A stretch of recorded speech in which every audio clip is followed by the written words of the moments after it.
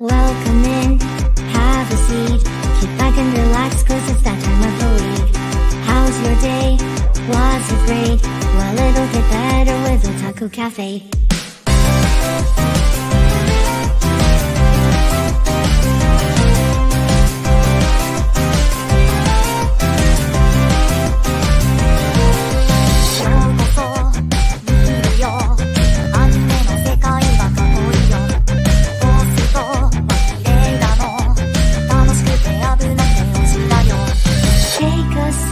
Nostalgia, let the memories bloom. All these stories in my head are gonna make me go boom. Kick back and relax, turn the volume to the max, bob your head until you're dead. Yeah.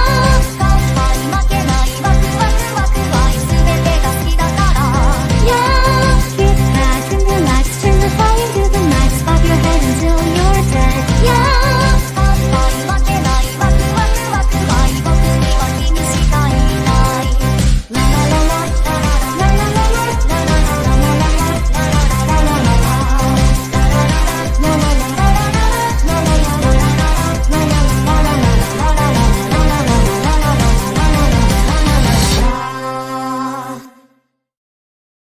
Gokigenyo, minasama. Welcome to a special secret menu edition of Otalku Cafe. What did you guys think of the song?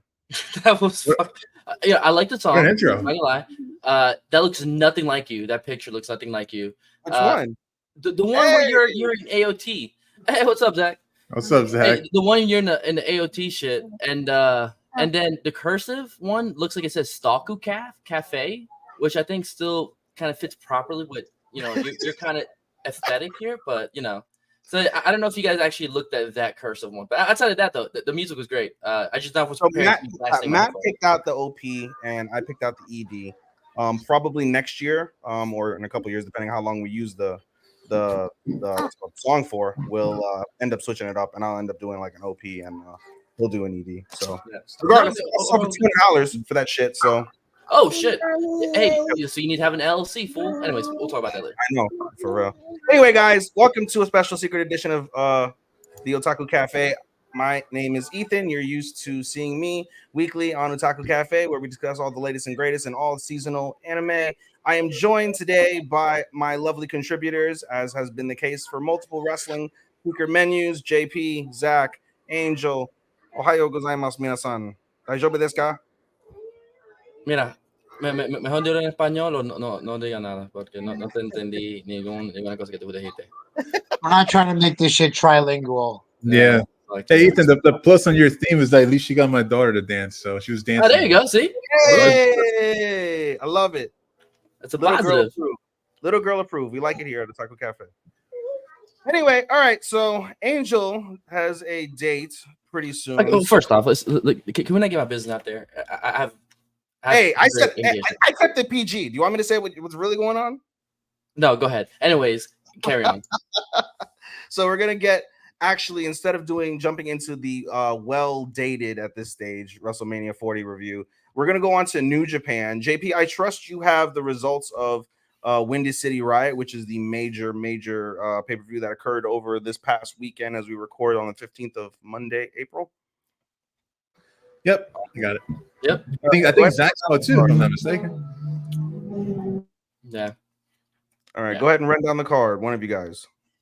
Yeah, good, Zach. You go first. I'll let you set it up. Interesting. Like, I don't even want to, I guess I'll run it down. So to start, we had Ren Narita taking on his former Strong Style team member, Minoru Suzuki. Narita got the win. Boo. We had an NJPW Strong happen. Women's title match. The new champion, Stephanie Vacher, defeated AZM. Azumi. I'm not. It's so hard because there's no I. Exactly. That's why I didn't say it. And that's why I said it. But no, we're not doing this. Let me get through the card. Good Lord. Just put it to the side. That was a very good match. Very good match that you guys should probably go out of your way and check that out. Let me do the damn card and then do your reviews of the matches, JP. Good Lord, JP. Then we have in a fatal four-way for the NJPW Strong Openweight Tag Team titles. In a four corners match, we have new champions. Finally, the mighty don't kneel. Shane Haste and Mikey Nichols captured the tag team championships, defeating the teams of Gorillas of Destiny, the West Coast Wrecking Crew, and Fred Rosser and Tom Lawler. With a little bit of backstory on that, it seems like Team Filthy getting a little bit smaller. Singles match, grudge match, Chicago's favorite son, Jungle Boy scapegoat Jack Perry, Okay, we're pausing falling here. at the pausing here. hands of the Shooter, the man of many gimmicks and many different backgrounds, Shota Umino. We're pausing here. We're We pausing here. had Critical, Zach. We're pausing here because this is critical. We'll get to the main event afterwards because that's the second most critical piece. Yeah. Out of New Japan. But now next America. we have possibly, and I said this in our chat, the possible newly crowned, in my opinion, King of the Indies, Mustafa Ali, Yeah. You did say taking that. down Hiromu Takahashi in a fantastic underrated match, considering everything that happened. In a special Riot Rules match, Bullet Club, led by, keyword there, led by Gabe Kidd, including David Finlay, Kenta, and Clark Connors, defeated the team of Eddie Kingston, the United Empire, Jeff Cobb, and TJP, supposed leader, and Homicide, special appearance for Homicide. New Japan World Television title match. God only knows why Zack Sabre Jr. lost it in the first place, but he got it back, defeating Matt Riddle in a very good technical match. Riddle definitely showing out if he wasn't cokehead and possible sexual deviant. Then we go to the, I guess, semi-main event, which was a non-title match in which global champion Nick Zigzag Nemeth was able to defeat Tomohiro Ishii. And then the final main event, possible already probable shocker of the year. John, I need a championship so the Shield always has gold. Moxley defeated Tetsuya. New Japan will never show me any respect. Keno of New Japan, Naito. Okay. And that was the Windy City Riot card. Okay. So let's start from the first critical piece, I would say. Let's start with the lead here. Okay, Jack Perry and CM Punk and fucking Wade. That who gives a fuck about that? Listen here. Agreed. Okay, so when I heard Tanahashi was gonna be the president, I had a little bit of hope because I was like, okay, this is a wrestler. It's like maybe it'll be like Triple H, right? You know, where people he's been in the business forever. He is like ingrained in that company. Who else but him can help lead us to this new phase of New Japan, right? I'm not impressed whatsoever right now. I am so unimpressed with everything that's happening right now. Now, I understand that he's a fan of North American wrestling. He's he marked out when he met Stone Cold Steve Austin and The Rock. Like this dude's he's legit Attitude Era fan, right? We don't need that in Japan. We don't fucking need that at all in Japan. Since he's taken over, we've gotten at least 2 pay-per-views that were fully stacked with House of Torture guys. That if you don't know who the House of Torture is, just imagine a Roman Reigns match, really, really fucking bad, right? With nonstop interference. And that is all of their wrestlers do all the fucking time. It is literally, you watch one of their matches just to wait and see how there's interference. NWA 2000 level interference and shenanigans. And I think that's a really good point, is that, okay, what is your big push in New Japan? Like, what is the big Japanese push presence? And your answer is House of Torture. And now you look at the top, LIJ just gets crushed after a great match between Naito and Tsuji. Great match. Great, really great match. Tsuji has definitely shown that he has what it takes. He has the charisma to be the next Naito. But come on, you you would think that this company would learn. He's the most over star in the company, Naito. I think this is a credibility killer.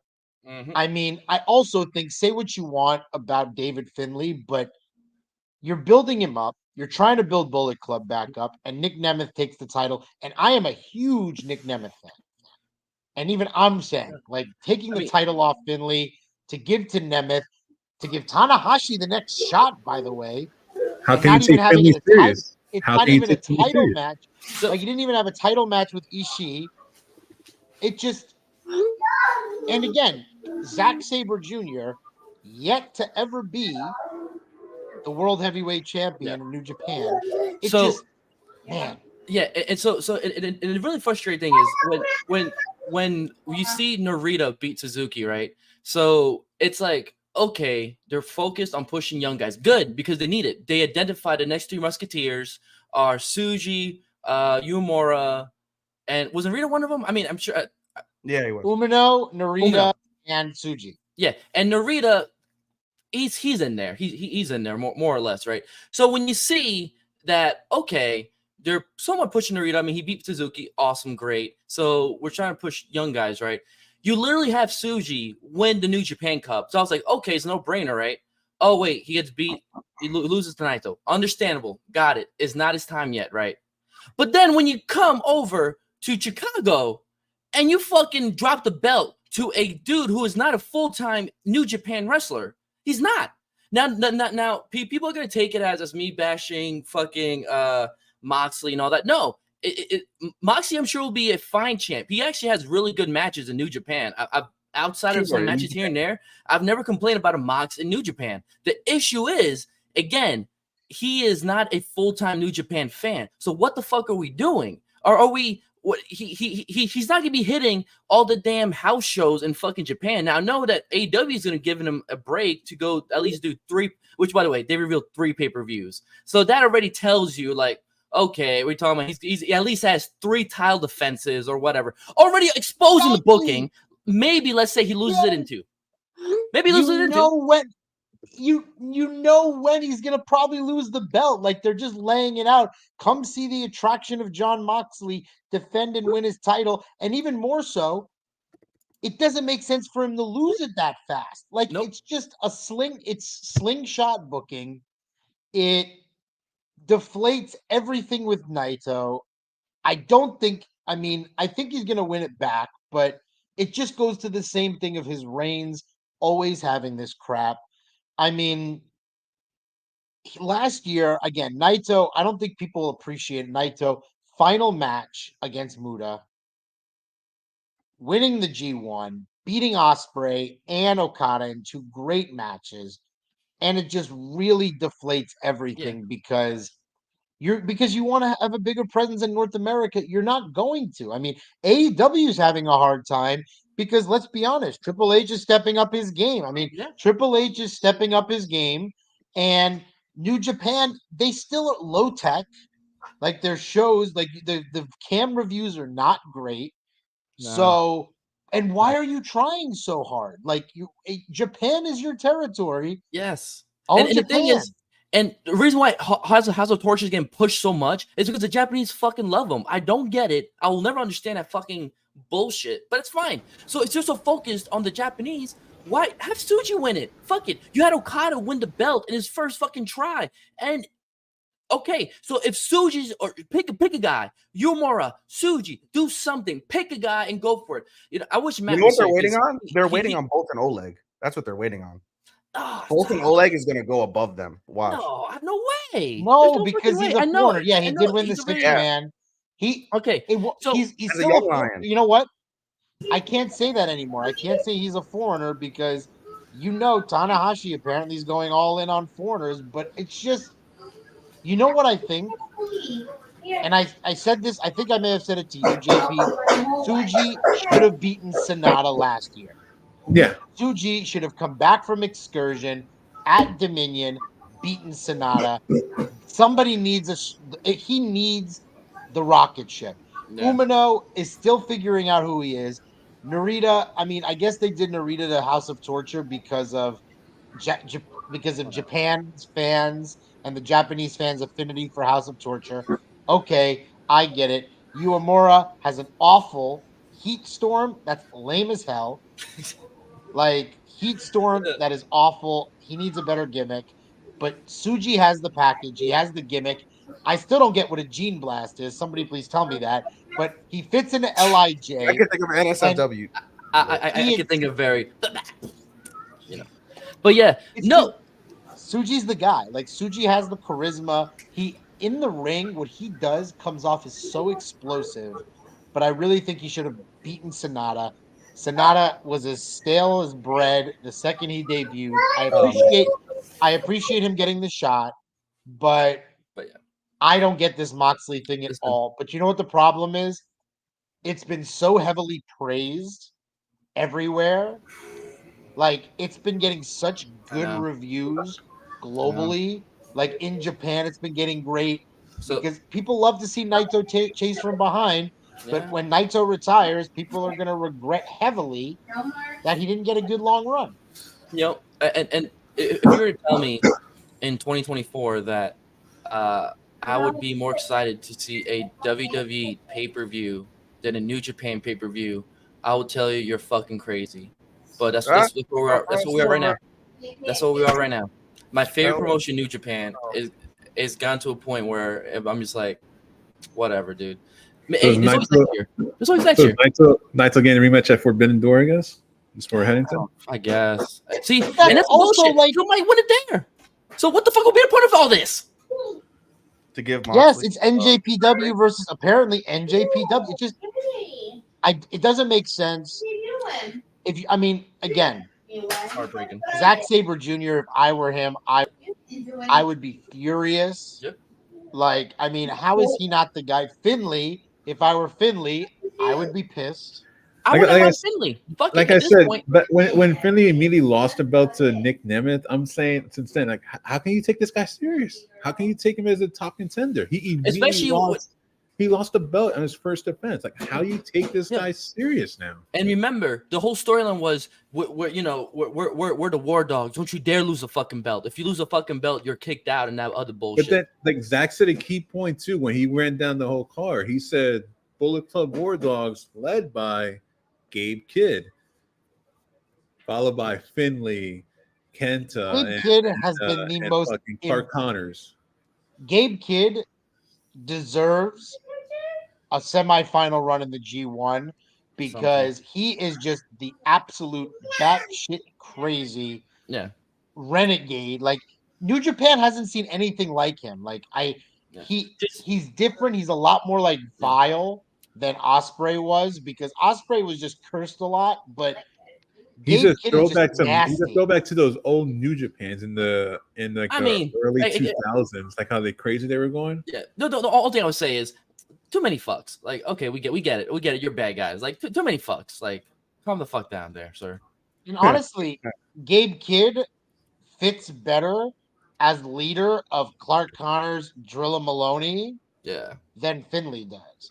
But then again, you still have Kenta, you still have Owens.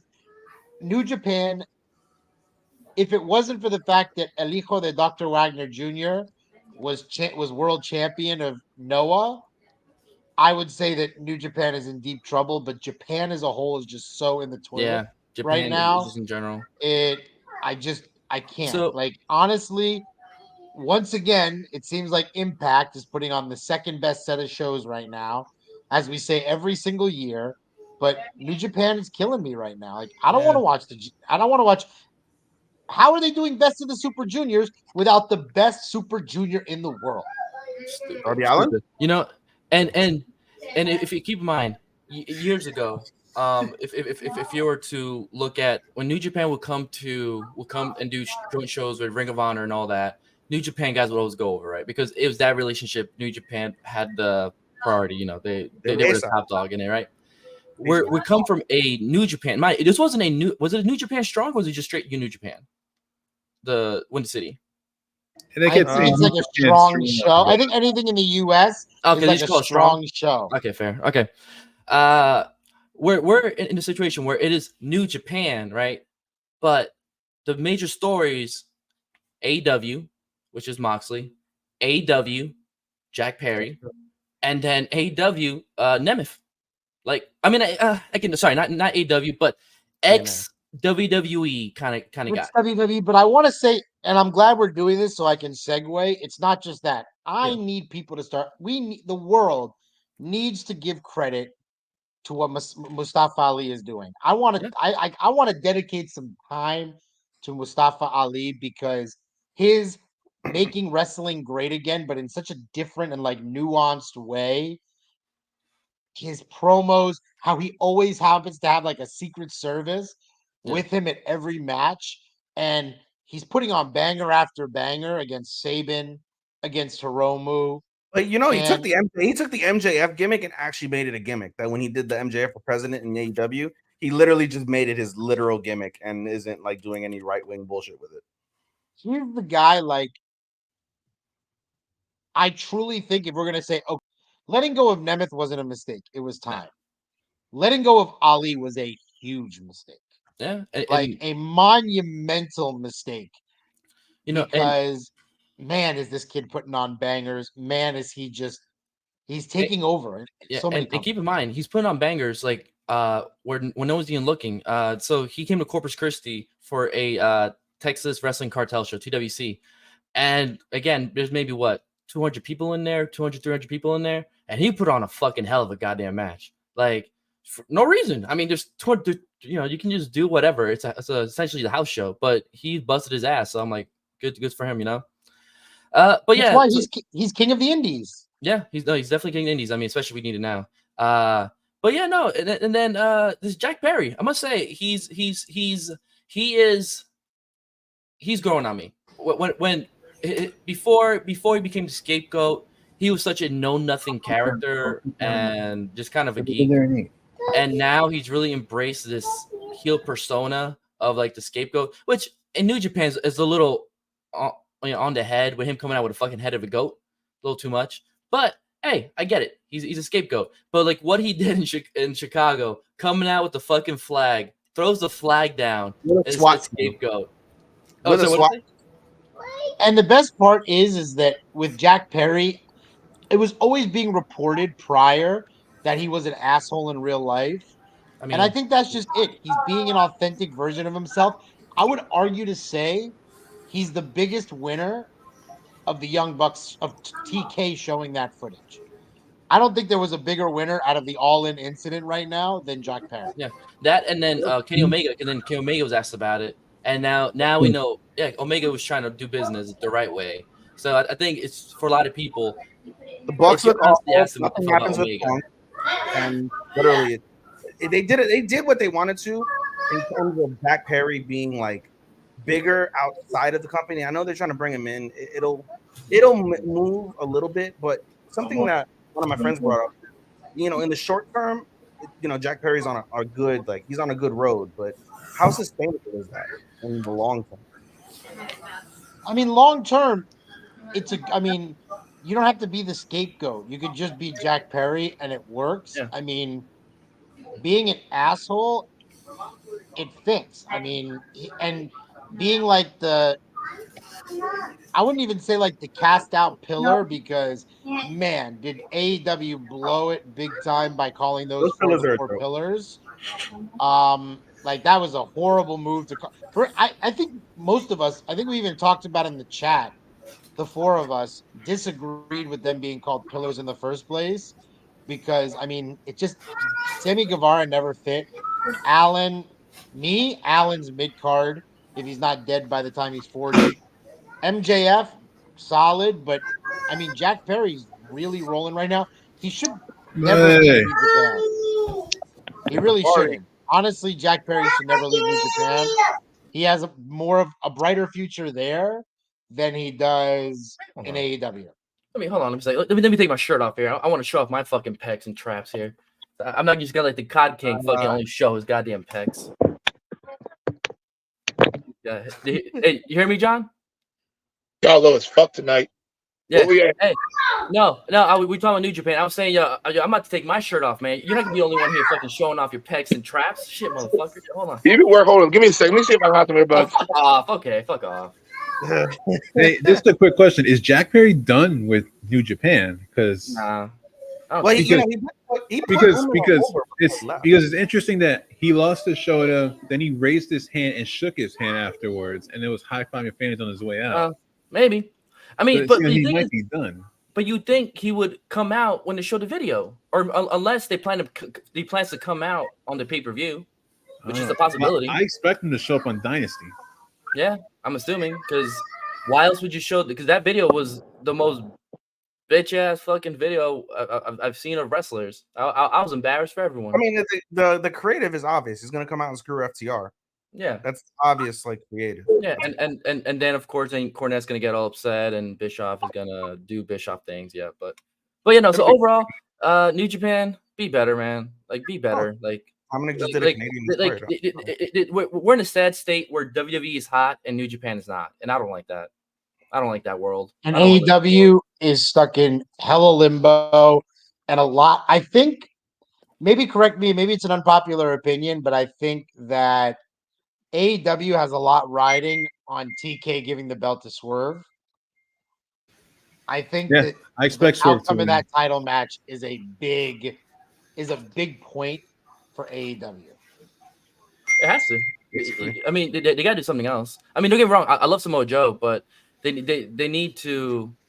I don't know, man. I think the Young Bucks need to lose and then just disappear for a minute. They're never gonna. They're not going to disappear. I know. Especially they're running with Okada. They're not going to disappear. Yeah. Oh shit! They're trying to run kind of fuck. Yeah, no, they're not gonna disappear. It's just that video was fucking bullshit, man. Let's fucking talk. It did nobody really any good. Perry was, you know, it helped Perry a little bit, but I don't know. It wasn't worth all the other like unnecessary drama and attention that it provided at the end of the day.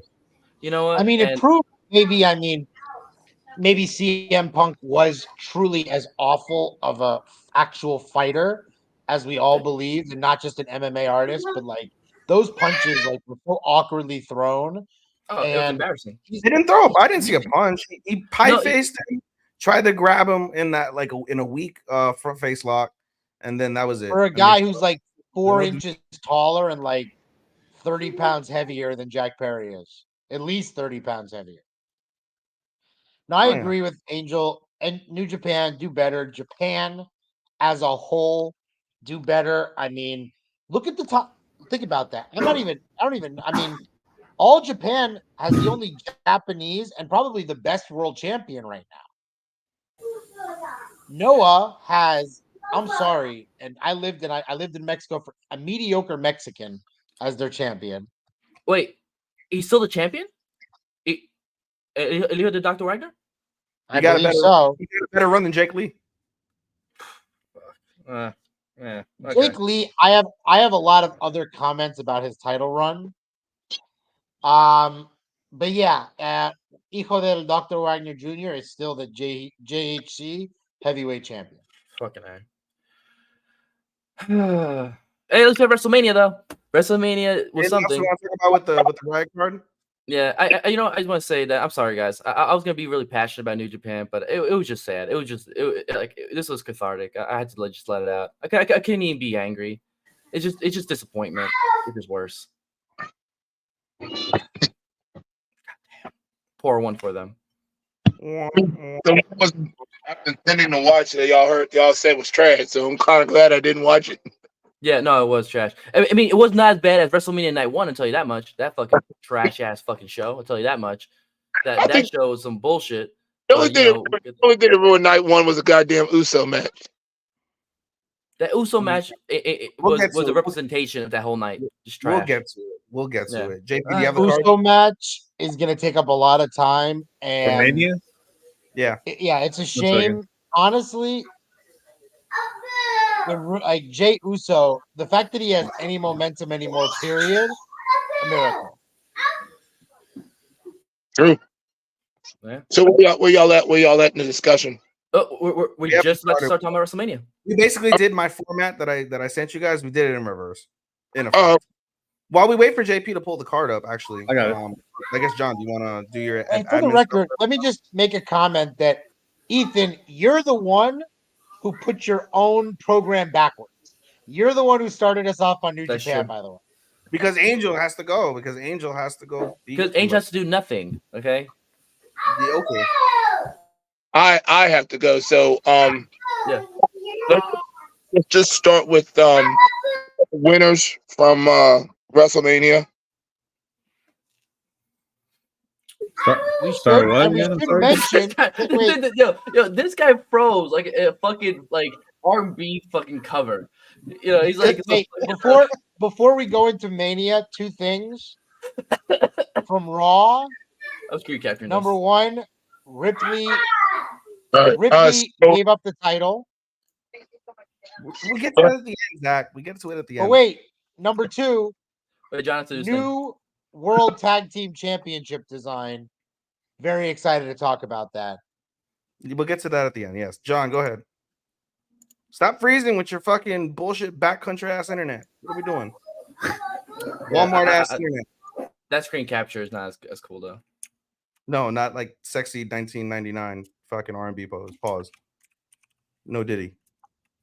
So WrestleMania Night 1, I have the card up if we need it. I got it too right here. God dang it, John. Killing us right now. There he goes. I'm sorry. So fifth place goes to Matt.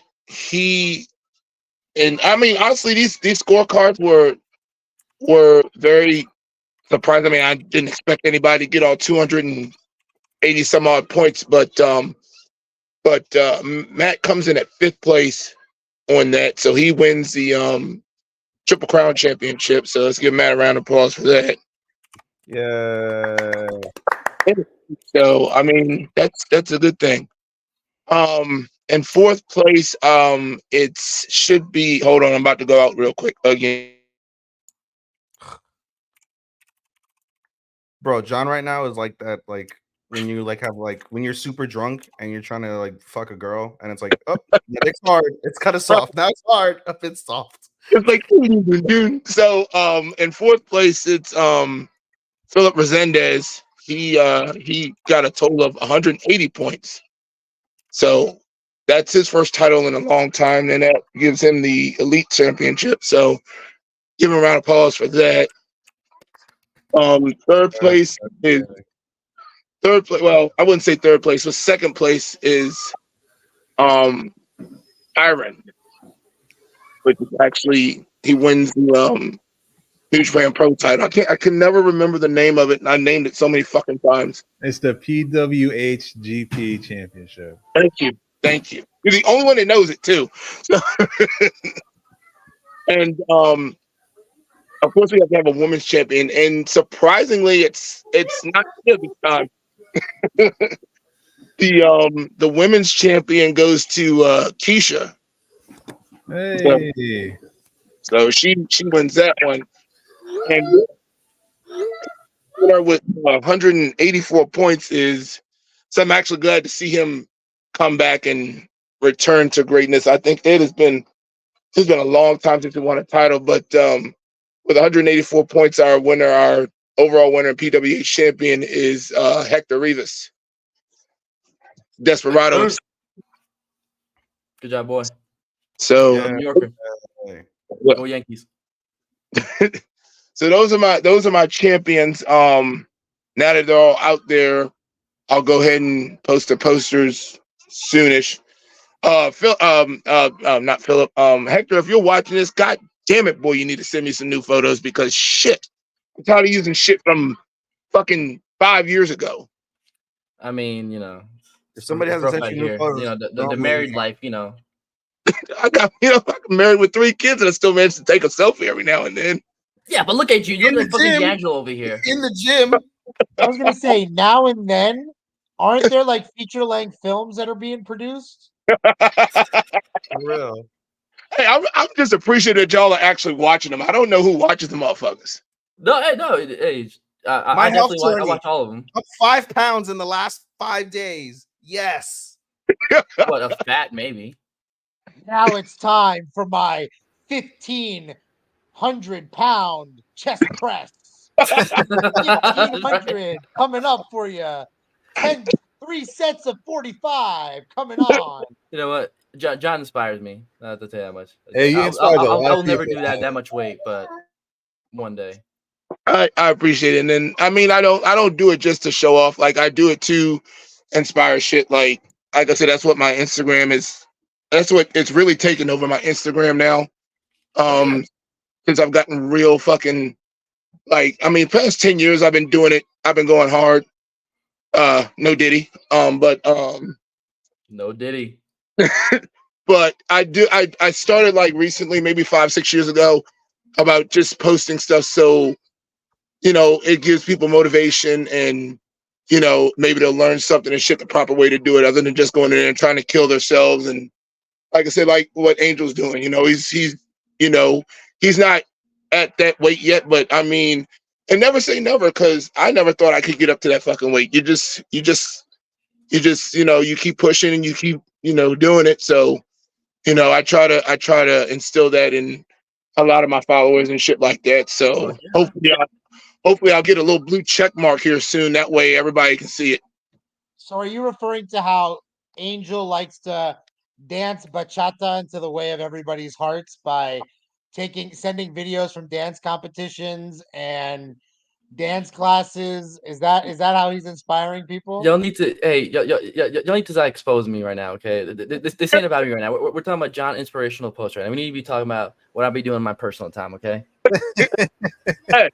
Hey, I'm not gonna lie. A lot of us are living vicariously through Angel right now. Like,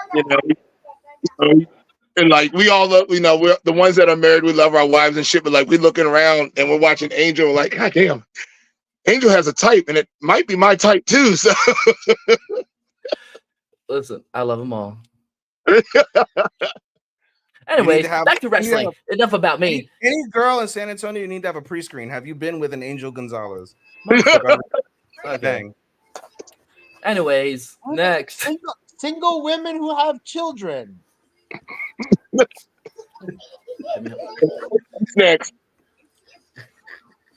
Anyway. I hate y'all. Then, last but not least, ladies of Orlando who have 2 children or more. Have you met Ethan? That'd have to be fat. No. Wow. Damn. Shit. Hey, I posted that comment and like it got like 10 likes, okay? Yes, I know. Thank you. Yeah. Appreciate that. See, we came at full circle. That's what you get, motherfucker. Anyways, WrestleMania Night 1. On that note, yeah, we got Rhea Ripley in her final Women's World Championship title defense, defeating Becky Lynch. If only we known. Only we have known. Yeah, no. Good job. How did she hurt herself? Yeah, apparently was in that brawl with Liv Morgan the next night. Really? It was a great chair throw. It made a funny sound. No, apparently Very Liv Morgan threw her shoulder first against that wall, or it was that kick on her shoulder. I think it was the shoulder to the wall. I don't think she was ready for it. I think Liv pushed her a little too hard. So she's probably gonna be gone. I didn't hear how long she'll be out for. Couple months. Hopefully it's not too long. Because I mean, let's face it. Like Rhea ran that fucking division. Down. It's interesting too because that's her first major injury, and she was just talking about the local ball show. She was just saying the worst part is gonna be wait. No. The worst part is gonna be when Liv Morgan gets the damn belt because of this. Exactly. This is how she gets the fucking title, and this is how they start their feud, which I hate.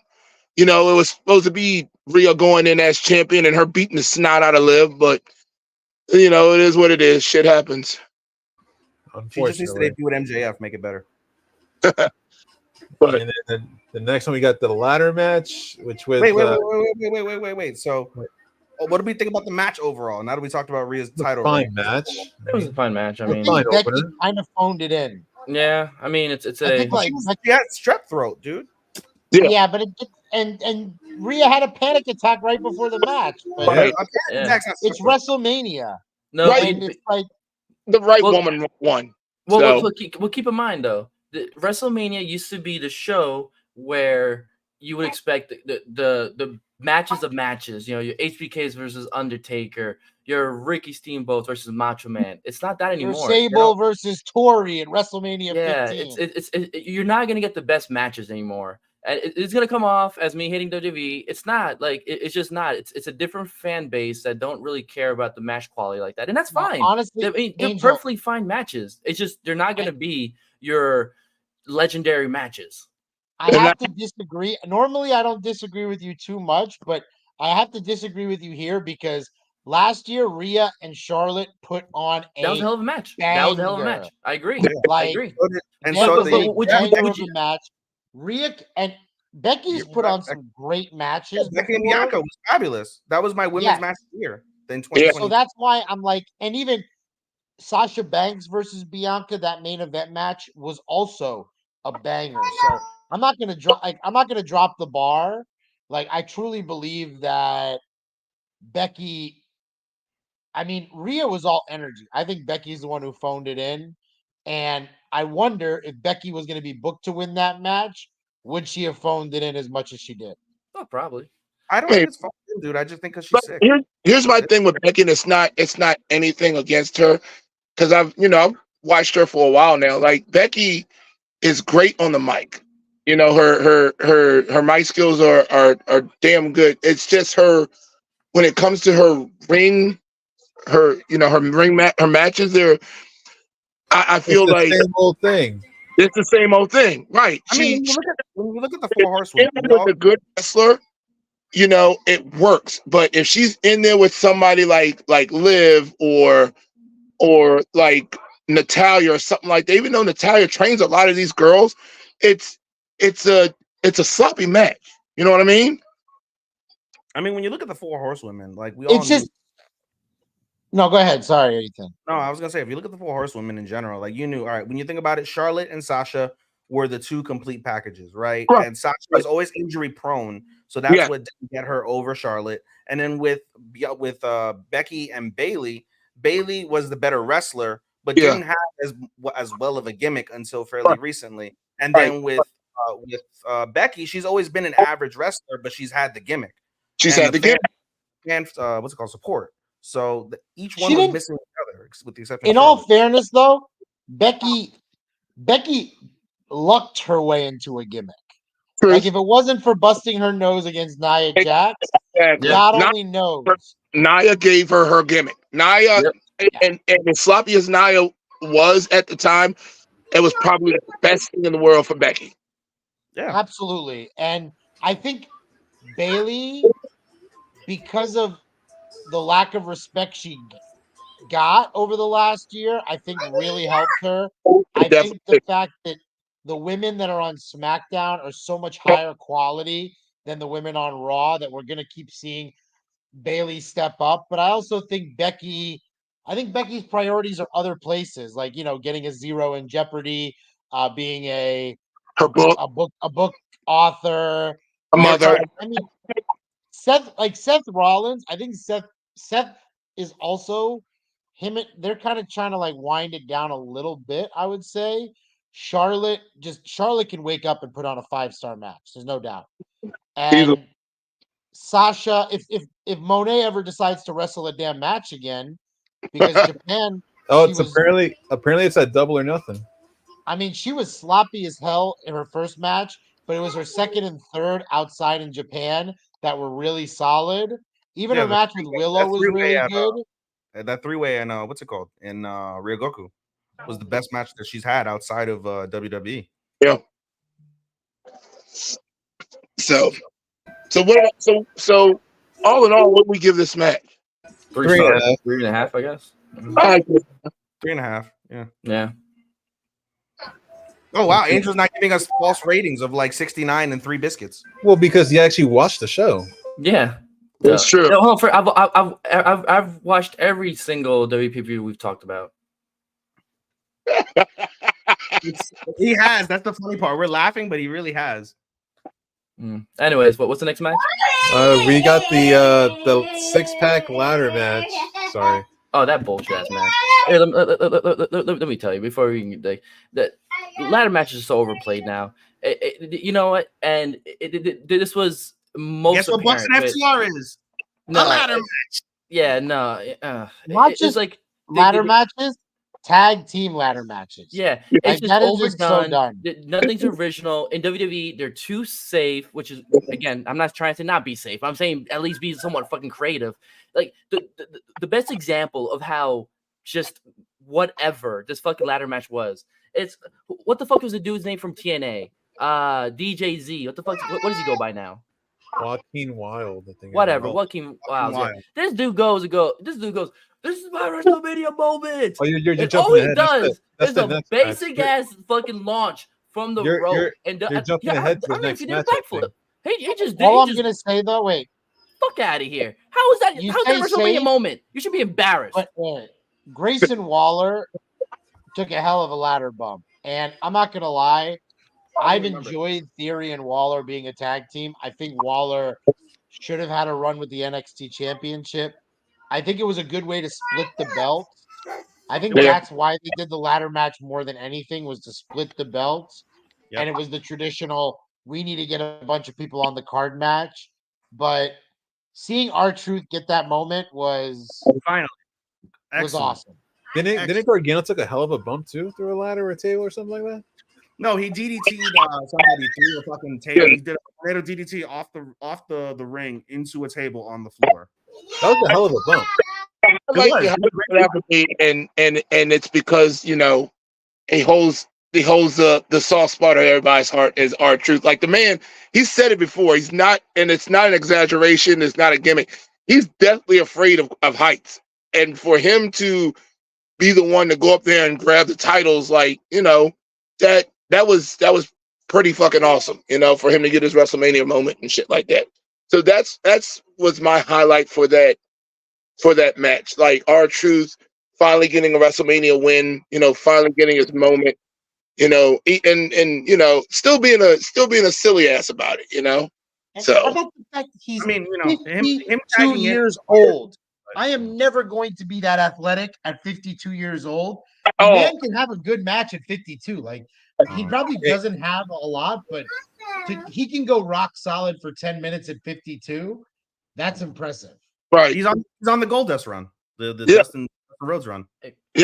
Hey, God bless R-Truth, man. Still going at this age, at this And stage. he's doing it the way he wants to, he's having fun, he'll never have what Cody Rhodes is carrying down to the ring right now, but he knows where he's at right now, so he's enjoying it.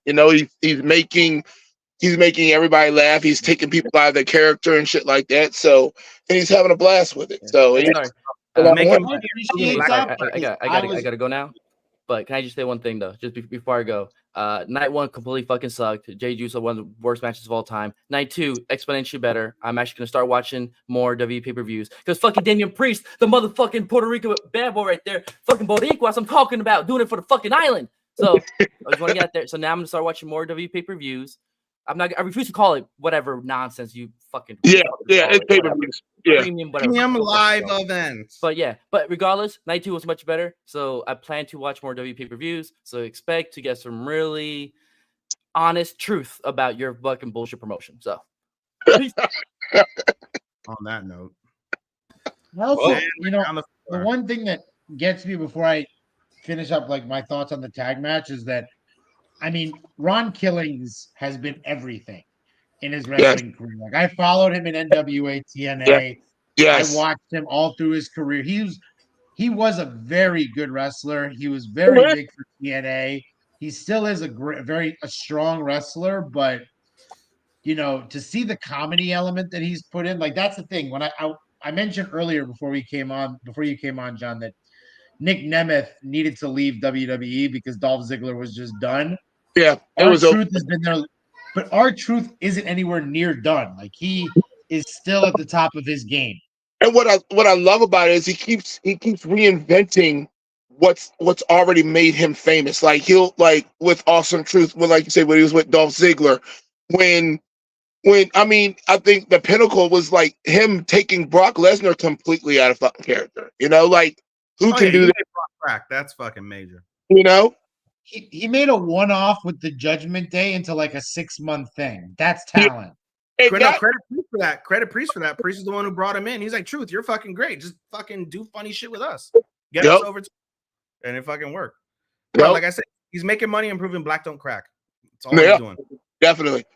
Like I told Megan, it's like I said, Megan, I said, Ron is 52, and she's like, "Are you serious?" I was like, "Yeah." I thought Ron, R-Truth, I thought he's like fucking still. He turned 40 and stayed 40 in my book. That's basically what happened. That's He basically looks what like, happened. he looks like he's at most 45. At most. Yeah, right. What's the third match? The match that Angel said was Ratings. 2.5 stars, I guess. I don't know. Yeah, 2.5. And then what's match 3? The match that Angel said was a complete embarrassment because Joaquin Wilde saying his WrestleMania moment. I mean, it's great, but I mean, all things considered. I'll be straight honest with you. I'll be very honest with you. Like, what was the whole point? I didn't see the match because I went to give the kids a bath. So you guys can talk about this match. So go right ahead. What's the match? I think I can't sum that Mysterio match. and Andrade versus Santos and Dirty Dom. It was a throwaway match. This was a SmackDown main event that shouldn't have been on the pay-per-view. Exactly.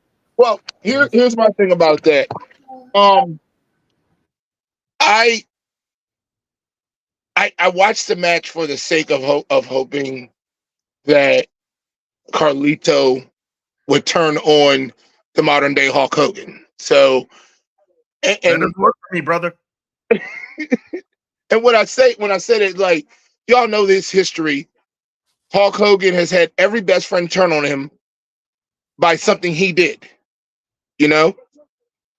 That was the gimmick. He's had Macho Man turn on him. He's had Sergeant Slaughter turn on him. He's had Andre the Giant turn on him by some accord of his own doing. So, and if you look back through Rey Mysterio's history, he's done the same thing with Batista and Eddie and his own son, and now he's doing it with Carlito. So that's a matter of time too.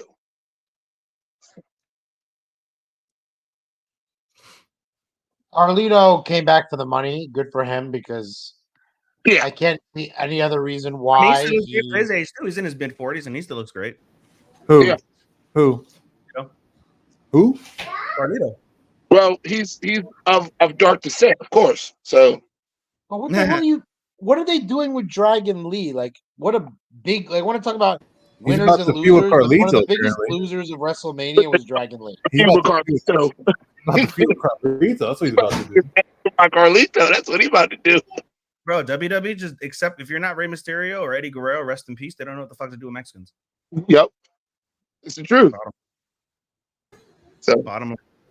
You All right. guys Would've been give your nice- ratings. You guys It give your would have been ratings. nice if they I got pushed. nothing. If they would have pushed Andrade before the steroids that he's clearly taking now, it would have been a much better thing because I like. He's on was steroids, bro. He's on the wings. hey, you're not supposed to be taking steroids in WWE. Stop it. Right, that's He's right. on the wings. That's what he's on, bro. So, all right, let's rate this match. 1.5. 2 stars. I'll give it a 2 because of Kelsey. Because of the there rest. Because of I'm the not- WrestleMania moment of Walking Wild. I'm not an Eagles fan, but he's also a national treasure. So 1.5 stars. Just because it's the perfect lead-in to this garbage match. Honestly, Taking the I reins should on have it. given the kids a bath during this match, really. But For the record, it is. I mean, I want to say, are any of us really surprised? I don't know if any of you remember back to Hardy versus Hardy at 25. That was a letdown. That was a bad match. It was a letdown. You know what's crazy? I was literally thinking, right? Because when you think of brother versus brother, you think of all the WWE brother versus brothers. I was listening to Dustin Rhodes on the Chris Van Vliet podcast while I was cooking today. And it literally dawned on me, the best brother versus brother match isn't even in WWE. It's literally in AEW. Cody and Dustin. That is by far brother versus brother. Brett versus Owen. Brett versus Owen, man, was pretty fucking. Brett No, I'm not saying versus it's not. Owen.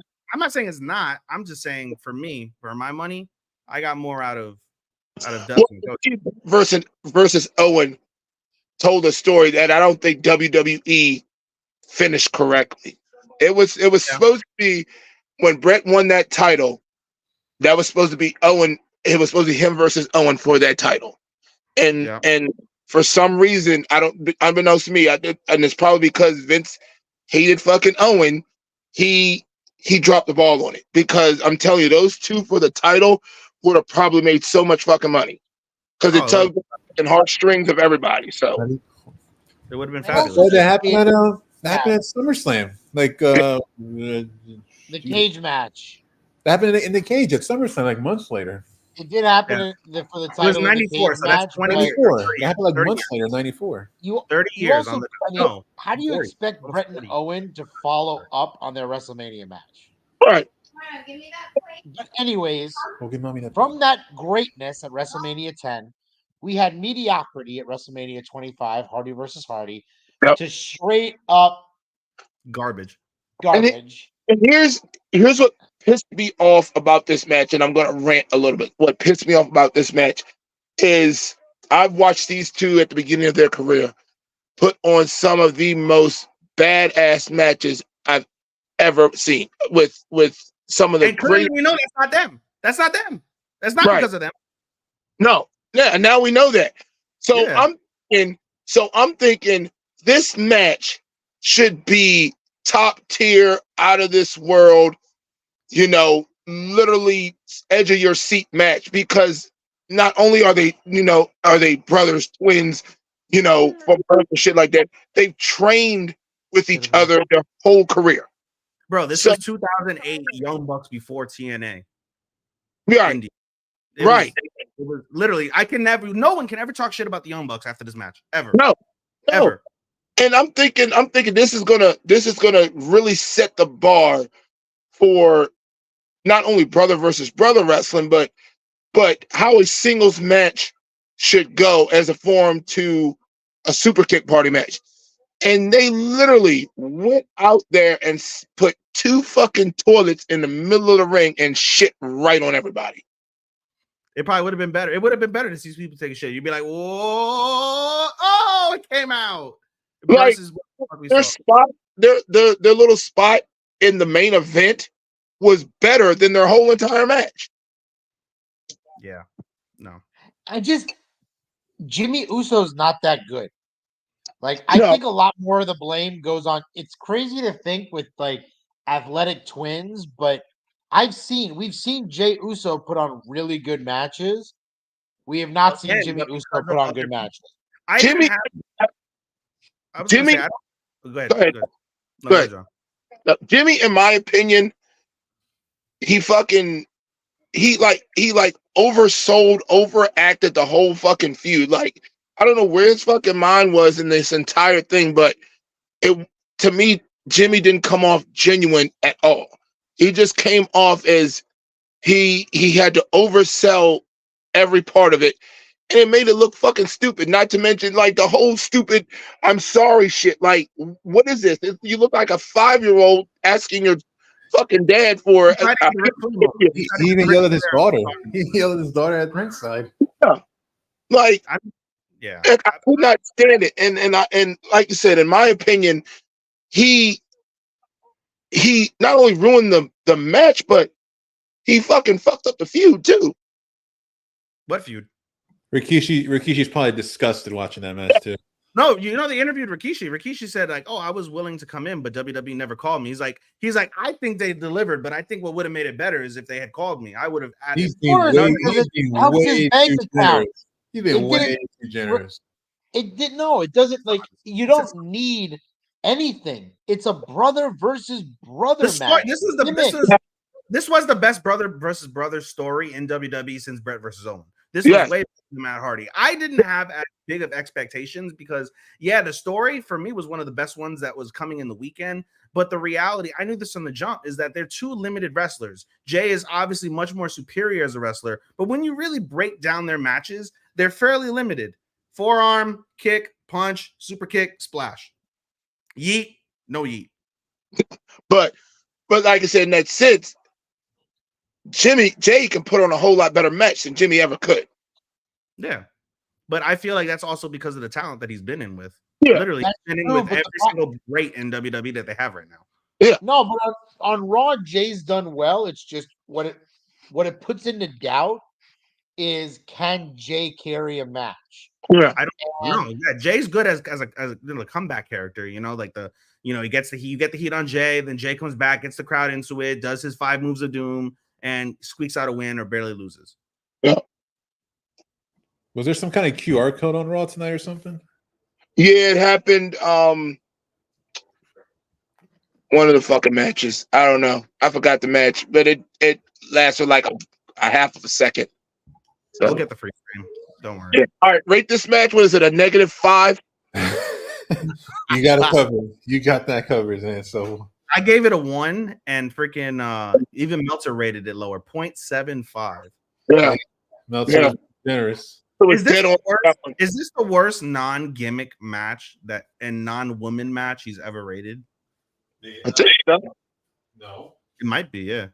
I hope so, because that shit was bad. That was bad. Like It it, was.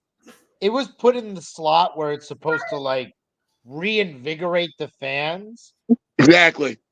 and it arguably is the reason why people don't like night one as much as they do, because it just killed the momentum. This was a major disappointment. Quite frankly, I actually disagree with that point, Zach. I feel like they put it. They had a ladder match prior, or not the ladder match. This was the other one. Never mind. I killed my own point because I was thinking this was before after the ladder match, because technically that's the cool down spot. So I was thinking they're gonna go hot, but then no, never mind. We have the Mexican mini match prior to that. Yeah. Okay. It went from the Rey Mysterio special to the brother versus brother to the Jade Cargill show, and I think that's also. I think they wanted Uso versus Uso to like really get the crowd hyped and really get the crowd up again, so Yep. that when for Jade's big match debut, it would Yep. just blown things through the roof, and Oh. it fell flat. Fell flat. Yep. Flatter than a pair of A-cups. Is that the next one? Is that the next match? Yep. Yes, it was the Jade Cargill. The Jade Black Carter Girl Magic for the win. squashing the damage control. The Yeah. entrance is best. The entrance is badass. No, por favor. The match, the match not so much. Estoy diciendo no, por favor. I mean, you know, Entrance is great. Entrance is great, but most of us who've seen Jade Cargill wrestle in AEW know Already know. Yeah, absolutely nothing has changed. nothing And changed. that's my like. It just goes to show that her point of leaving AEW was complete BS. Like, well, she wanted to be a went bigger for star. money She's and gonna be she a went bigger for star in notoriety. Yep. She was being trained by Bryan Danielson. Right. Yeah. You Right. can't go and tell me that you left to be in the best wrestling promotion when you had the best wrestler in the world training you. Exactly. You went for money. Oh, she doesn't know how to work TV. Like, no, what the fuck was she doing in AEW? It's not like she was like she came in the ring and she's staring at the crowd with her ass to the fucking camera. And No, now like, she she's can't not even a say bitch as much as she used to in AEW because it's WWE, and bitch was like one of every third word that she used to say.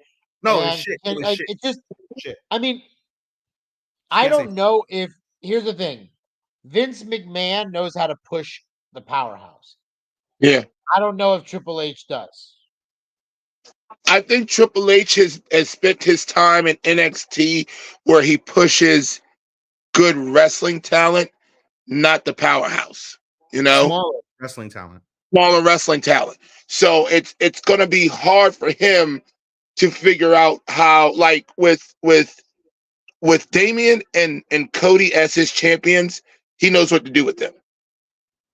If Brock was back there, he wouldn't have a fucking clue. So he's not in his mind. Triple H sees a good wrestler. He just doesn't see the good powerhouse wrestler, even though he's a fucking powerhouse himself. You know. Yeah, So but Triple H wasn't like, you know, fucking. I'm going to Ultimate say, Warrior. I will, that being said, maybe this is more Shawn Michaels than Triple H, but what they're doing with Obafemi Oh, in it's NXT good. right now, that's That a NXT nice match breath was of fresh fucking air. fabulous. that's great. That's all Sean. That three-way match on NXT, if you mentioned Obafemi, that was the match of the night, I think, in NXT the night before. It was. Or the afternoon. That I was should a say. whole nother discussion about how Trick and Mello kind of let down as Yeah. well. But Yeah. Obafemi was incredible. It wasn't ending the of- So No, but nonetheless, I thought, it did what it was supposed to. I feel like if this was a smaller pay-per-view, I feel like they would have given them more because face It it, was, Bianca can go all out. Jade, yeah, they didn't want to expose her, but she was in there with good talent. Asuka and yeah, Kairi, we've proven in Japan they can go. they Dakota can Kai go. and Naomi aren't fucking slouches. They're not trash in the ring, Well, but it was just ain't Mania. in that match, nobody in that match was bad except Cargill. That's her. She just did all the same shit that she normally does. Yep, the lack, and Miz, It's just that's basic. why Bianca. That's why Bianca, ran the whole match. And Jade got the hot tag, did her little stitch, and called it a night. is the textbook definition of a 2.5-star match. Yep. I was like Literally the most 2.5 you can give it because the finish was pretty okay. Mhm. The spraying of the mist and that was not a surprise. We Oh, knew yeah. who was gonna win. Yeah. It was 2.5. It was very average. I mean, bro, I just, you know what? I can't feel bad, but in a way, it's just like, Naomi went back to be with her husband. Naomi got more money, but Naomi was doing a lot better in TNA. Kyrie went back for the money. She went back to be with her friends. She Yep. was doing so much better in Stardom. Yep. Naomi's going back for her WWE. husband. Like her husband, Naomi's husband works for the same company, and Yeah, I said Jimmy that, yeah. Jimmy Uso's probably getting over $1 million a year. So I Yeah, get no, that. she went back. I understood why. It makes total sense. I just, the wrestling fan in me is like, man, she would have still been doing good in TNA, even with their limited women's roster. The wrestling fan in me, if you put Naomi in a singles match with a great talent, she's going to do great. She's already shown that. But I wouldn't say great, but she would certainly do well. She would do well. She would. Like she did well against Charlotte for whatever that was. But you have to, when you have somebody in there with a limited skill set like Jade, you're gonna have to dumb down not only their opponents, you're gonna have to dumb down their partners too. I mean, basically, you gotta follow the Nia Jax flow. Yeah. Because let's face it, Bianca can flat out go. Point blank, period. And it just looked like she was going through the motions in that match. It's just hard, I think, with Jade because they've built Jade up in both AEW and now WWE, where she hardly has any flaws. Like, Right. I think the best Jade match will be when they do like kayfabe injury, like she's got a bad ankle, bad knee, something like that makes her vulnerable. But until you make Cargill vulnerable, she's just meh. Yeah, yeah. Because we've seen her vulnerable in AEW with the matches with Statlander, and those are the best matches of her career. Her and Chris Statlander, bar none. All right, I don't want to go on a Jade Cargill tangent. What I want to do is I want to go on a Sami Zayn tangent, and I want to go on a Gunther appreciation post because we are now at what I think hands down was the match of night one.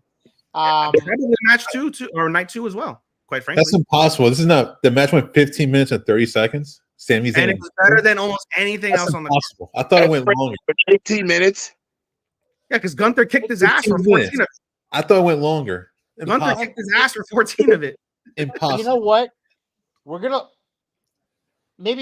look back, but it could be argued that people are gonna look back and wonder why was this not a World Heavyweight Championship match? Why was this an Intercontinental? It's the same argument that I made years ago. I don't know if any of you remember when The Miz and Dolph Ziggler, it was title versus career during SmackDown Live, No Mercy event. It was for the Intercontinental title. It wasn't the main event. And I'm like, people are going to look back and say that should have been the main event. Gunther versus Sami Zayn should have been it should have been for the World Heavyweight title. There's no reason. It just such a good match. Sami Zayn, so versatile, knows how to get to the fans. It's played at the heartstrings. Yeah, exactly. You know what this reminded me of? This reminded me of Brock and Eddie from No Way Out. Yes. That's what this reminded me of, except they gave Eddie a lot more than they gave Sammy. But they both prevailed at the end of the day, which was good. I mean, bro, it was fabulous. Seeing Gunther kick anybody's ass anywhere on the planet is always be fucking fabulous. It's great. It's great. Like the only like I said, I have to agree with Zach. The only thing that should have happened here is it should have been a world title match. We should have been watching those two wrestle for a world title, not an intercontinental. Because in all, Gunther should have lost to probably Chad Gable or Jay, which would have set up probably a better match between him and Jimmy, and a better match. I would say Gable for sure. I wanted Gable before this match. I was Exactly. Like, Gable. but you know what? WWE. Yeah. I will say WWE did the best that they could. Like and you know what? If it was almost anybody else, Sami Zayn probably would have gotten booed, and this would have been a boo versus boo match because Gable would have taken over. But I think that also goes to just how good Sami Zayn is, that he was able to keep the crowd on his side. Yeah. Yes. The crowd didn't. No, they brought his turn wife on and kid and Kevin Owens in right before the match. Of course, the crowd's going to be on your side. No, but even then, like in the lead up to the match, normally crappy wrestling fans turn on things when they don't get things the way that they want. But Sami Zayn still had the support of the crowd. This is definitely one of those like prototypical things where it's like, you know, like with WrestleMania crowds where they'll cheer the heel and boo the babyface. This had all the potential for that, but it's just I think that speaks to how strong Sammy's fan base is, both with what he's WWE as well as what he built over the indies. Like he's one of the few guys that people have never forgotten his indie run. Like Kevin Owens is another of those guys. Those two guys you've never forgotten. Steen and Generico. Generico, you'll never forget any of them. It's close to impossible to boo them. It's basically close to impossible to boo them. Yeah. So the thing is, before we move on, they are booable. Like when Sami Zayn and Kevin Owens were heels on SmackDown against Shane McMahon, they were able to get booed. Like Sami Zayn can be obnoxious. So can they can both be obnoxious heels. Again, versatile. Like Kevin Owens and Sami Zayn are the backbone of the WWE. Both of them, because and that's why I was okay that they got split up in the draft, because they need to be split up, because you need to have a Sami Zayn and Kevin Owens. Yeah, no, I agree. I mean, you know, obviously Steen can fucking get heat because he's just so witty. He's so quick, he's so witty. He can make you hate him. So yeah. 4.5 stars for that match. Let me just say I jumped up and screamed in elation. A little bit less than I did on Saturday with the Max Holloway and fucking Justin Gaethje knockout. But I definitely, when he hit the top rope brainbuster, I fucking screamed in happiness. I went mad crazy. I was not expecting that. I went mad crazy. I loved it. It was fucking phenomenal. Yeah. I almost gave this 5 stars, quite frankly. It was 4.75 for me. Yeah, 4.75. Elijo, did Dr. Disrespect? Are you frozen? I think he did. My bad. I just found out Sheamus got his old theme back. It's about time. Sheamus, yeah. Yo, Sheamus, chunky. Somebody said Sheamus looks fat. I'm like, what? Sheamus chunky, bro. Damn. You know, normally when wrestlers go, he's wearing like basketball shorts now, basically. Yeah, Sheamus is fat. Back. That was early in the night because right now they still have Finn and. No, that was after the Rhea Ripley thing. Sheamus was right there. I haven't seen it. Sheamus is fat right now, ladies and gentlemen. So they compared to Sami Callihan fan. I'm like, whoa, what? Normally when wrestlers leave and come back, they're in better shape than ever. Sheamus has his own fitness thing too. That's the worst part. Right. Breaking news: Sheamus is joking. How did he get himself become that? But hey, Sheamus got his old theme back, so hey, good for him, I guess.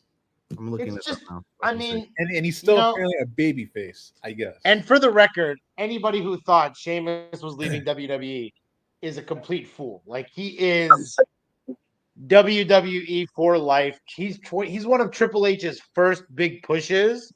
Yeah. Like, there is no way that he is ever leaving WWE. I honestly thought he was going to retire because I know he had neck problems too. Yeah, neck problem. Yeah. But his career is winding down for sure because of his neck, but I think he's going to go somewhere else. Nah. I mean, It's either he's going to turn heel tonight or Chad Gable is going to turn heel. One of those two is going to happen. So. It's going to be Gable. I can see that happening. I know Sheamus still wants the Intercontinental title, and I know that's still eating him alive that he hasn't beaten Gunther. So wait, we're not going off on a tangent. not- Let's get to the first Yeah, main let's- event. Hold on, real Night quick, one. Who's the idiot that said he's Sammy Callahan fat? I don't know. Some doofus on Twitter said that. Bro, that guy must be. Yeah, you're right. Some doofus on Twitter. It must be somebody in his fucking mom's basement, looking like John. If John. In all fairness, Sammy Callahan was allowed to get fat because Havoc got fat first.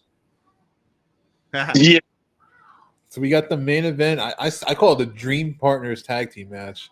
Roman Reigns and The Rock versus Cody Rhodes and Seth Rollins. Bro, this was lit to me. Match. I literally named 45 minutes.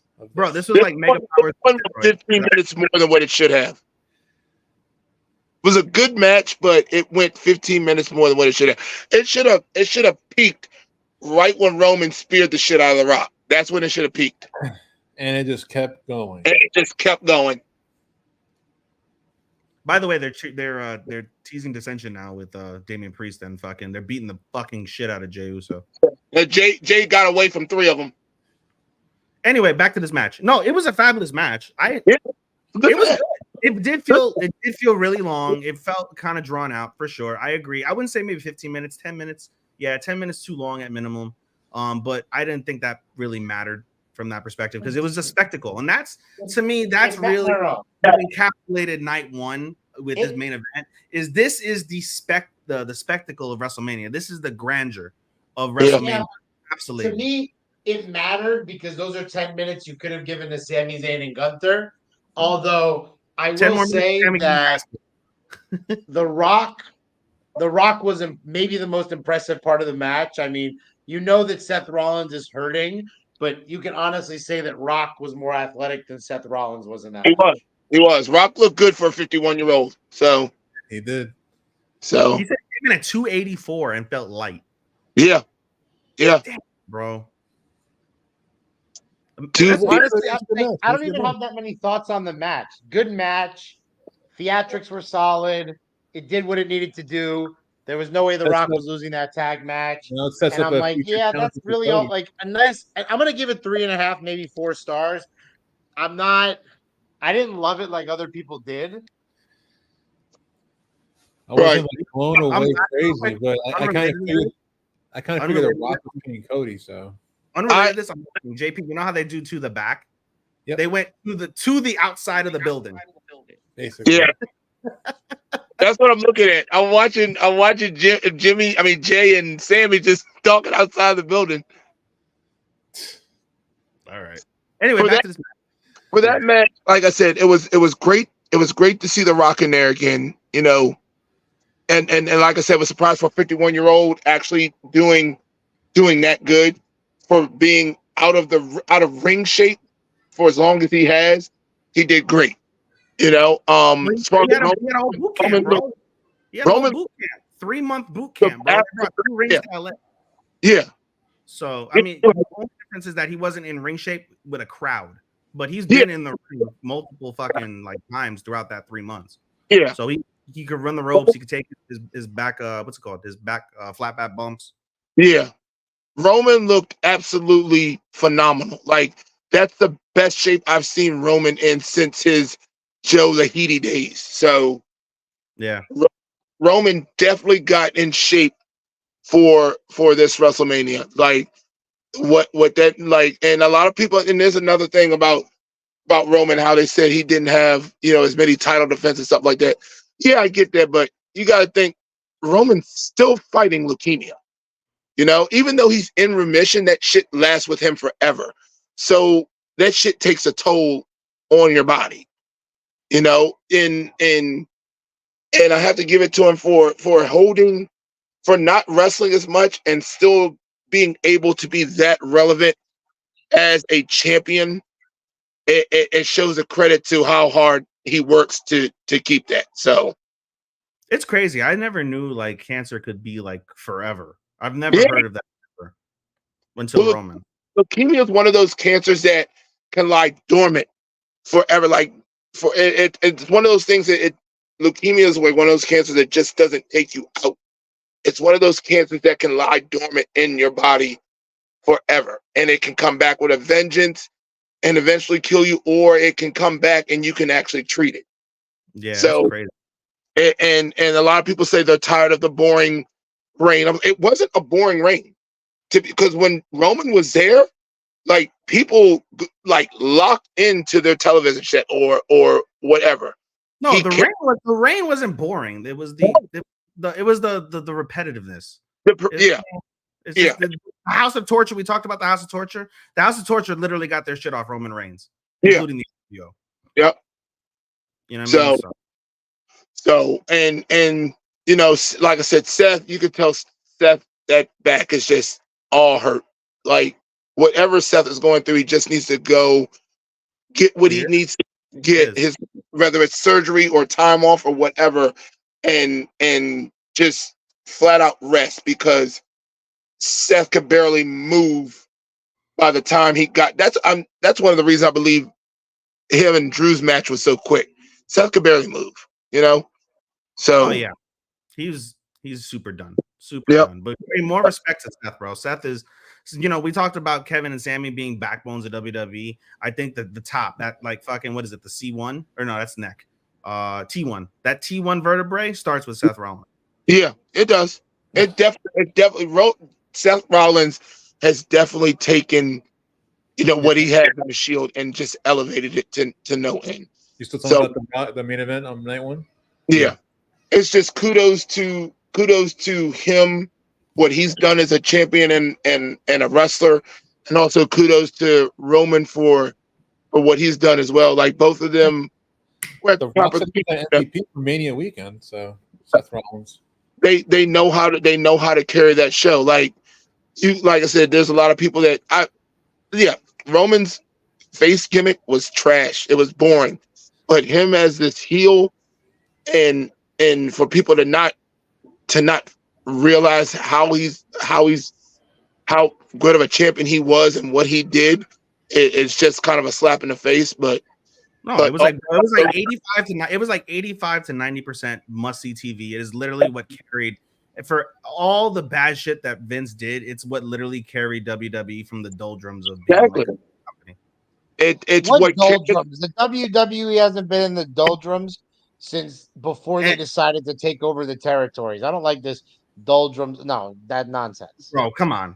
I gotta speak for Angel here. It's WWE, dude. Like AEW was all the way hot because Vince was in charge, and everything outside of this, for the most part, exactly. Though that's my point. Is that, but that's more to the disappointing, fickle nature of like supposed hardcore wrestling fans, because that's where Vince was smart. Vince knew who he had to target. And when Tony Khan says that he needs more wrestling and less drama, he clearly doesn't know how to keep people engaged. It's the drama and it's that kind of stuff that gets people to watch. Like it's the entertainment. There's a reason why it was brilliant to call it sports entertainment, because it is entertaining. Yeah. So entertainment is subjective, because I mean there's all different forms of entertainment, because you have the comedy bullshit that 3/4 of the time in WWE doesn't land unless it's R-Truth doing it. Literally, it's R-Truth bust when it comes to comedy. But it does land, just not with us, because we're more critical of wrestling. It definitely lands with kids. You had the 2 shades of women, you had the fucking lingerie bullshit, and then you had actual women's wrestling. You know, different forms of entertainment. You have your celebrities for sure. That carries a big portion of the entertainment factor, is having now all these stupid fucking streamers. But outside of that, the celebrities that come in, that make appearances and stuff, that adds to the entertainment and adds to the actual like foundation of WWE that forms that entertainment piece. So I mean, there's different avenues you can go from that perspective. Even the celebrity game has evolved a lot, because look at Logan Paul in Night 2. Yeah. So what are we? I think we're really talking about, it's different eras, and I think a lot of people don't understand that. Like, we're not going back to those days of the past. Yeah, it's done. It's long gone now. What are we rating this? 4.25. You said 4 stars. Is that what you said? 4. I would say like 3.75 or 4 stars. Okay.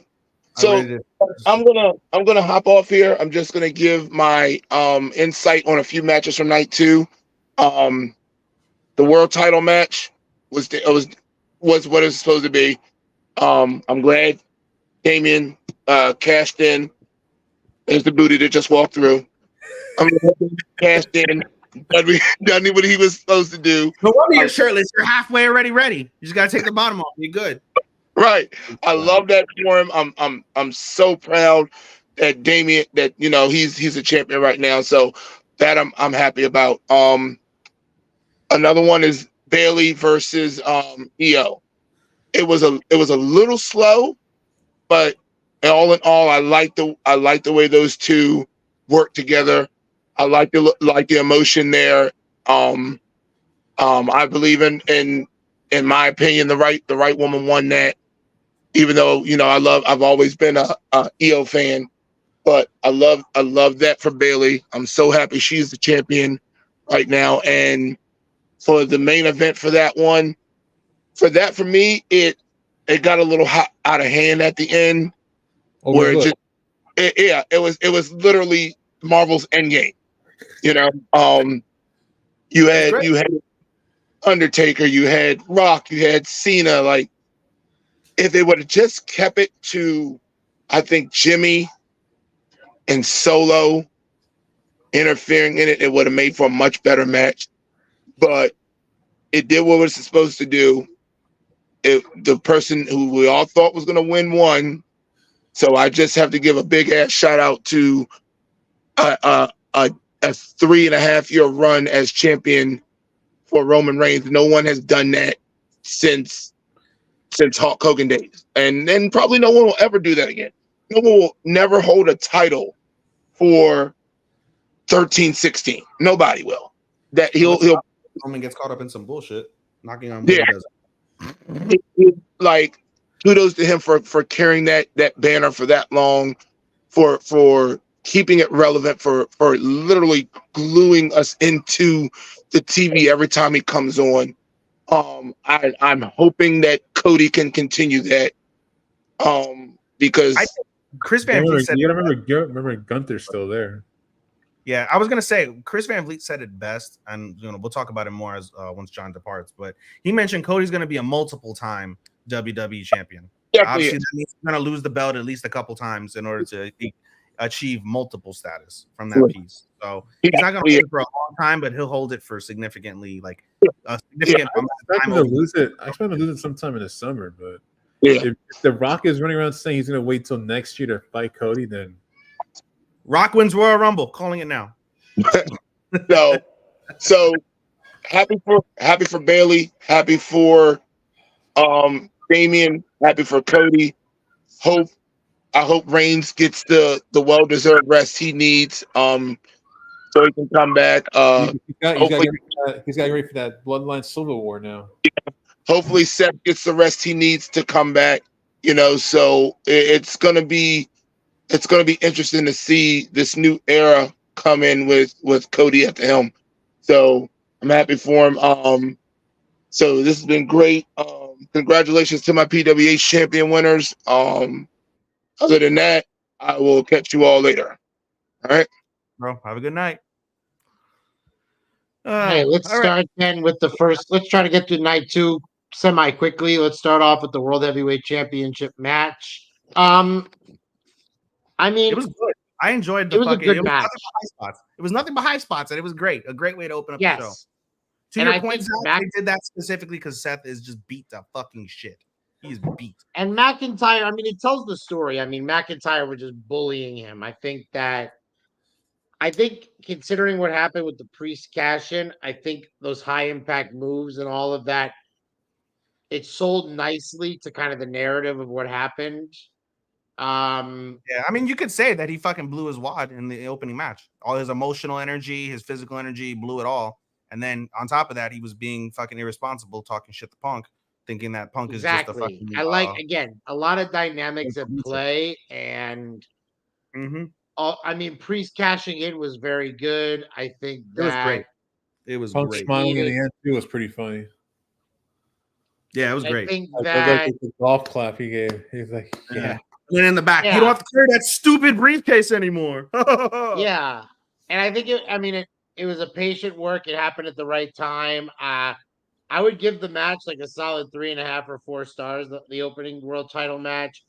Yep. I think 3.75 Rollins gave a hell of an effort, and if you throw the cash in as well, I would bump it up to 4 stars. The segment itself is to me a 4.25 segment. The initial match was a 3.75, and then after the afterbirth was definitely an additional fucking 0.75 stars to make it a 4.25, 4.5, in my opinion, segment as a whole. By the way, real quick to backtrack, what do we think about Stephanie coming back? Honestly, I have no comment, no thought. I got nothing. Yeah, I got nothing. Thank you for that, Ethan. I know. I just figured it's important. You're bringing us something that we both got no comment really on. We're like, no comment. Whoop-de-doo. I guess what it did do is it's a great segue into another no comment, very average 2.5 star match. The street fight between Cross and the Authors of Pain versus Bobby Lashley and the Street Profits, aka the 6-man tag of underutilized talent. With Bubba Ray Dudley. With Bubba Ray Dudley as the ref. This was a waste. Bubba Ray Dudley, that I guess gives it an extra 0.1 star. I hated it. The only match I'm sure they're all nice guys. I'm sure they try working hard. Absolutely nobody cared about this match. This was the worst match. Basically saved the match just being on commentary. To the point I think I texted, can we just keep Snoop Dogg on commentary for the rest of this show? It was hilarious. It was absolutely fucking hilarious. But no, this was probably the most useless and worst match of both nights. Even this was to me even worse than Jay and Jimmy, because at least Jay and Jimmy had a story. They got a better reign than Jimmy and Jay. They got a better reign than Jimmy and Jay. They did. Because of fucking it was a fun match. Nobody cared. Karrion Kross, I don't get it. I really thought he had a great gimmick in Impact, but apparently that's the only gimmick he can have if he's going to be anything remotely considering entertaining.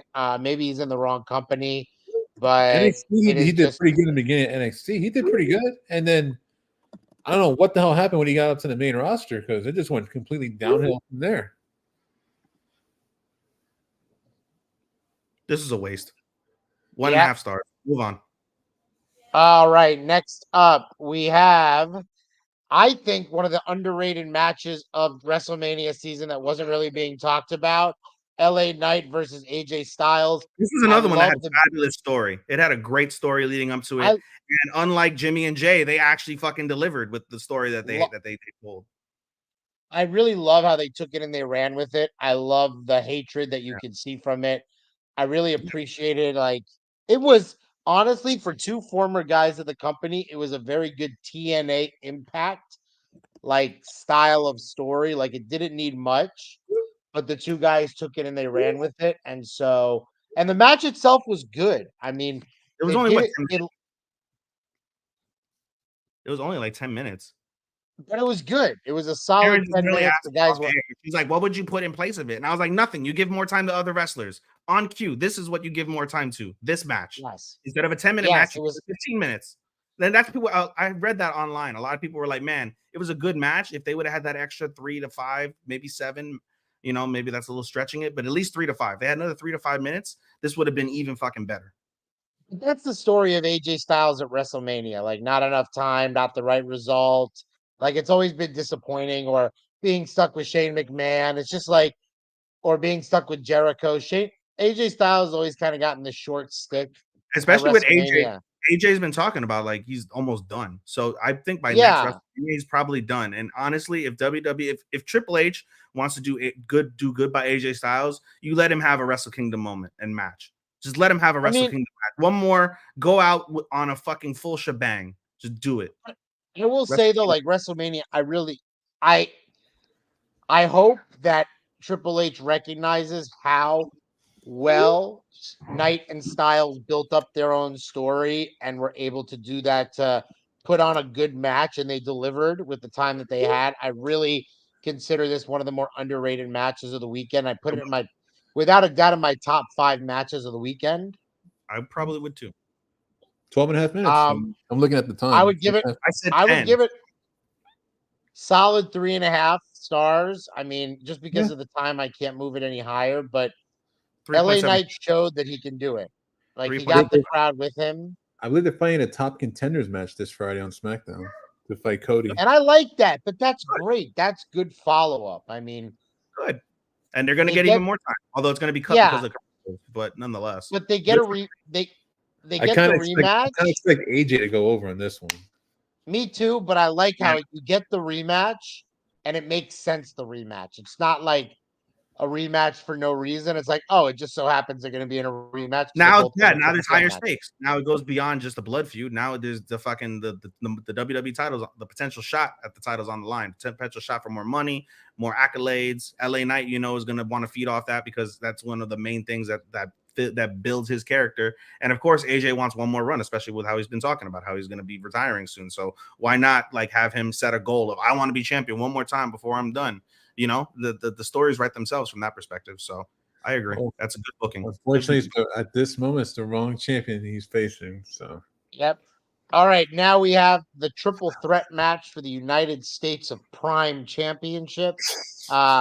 Logan Paul, Randy Orton, and Kevin Owens. I'm surprised that Logan Paul walked out of this one victorious. I kind of Me too. was. I Kind of was too.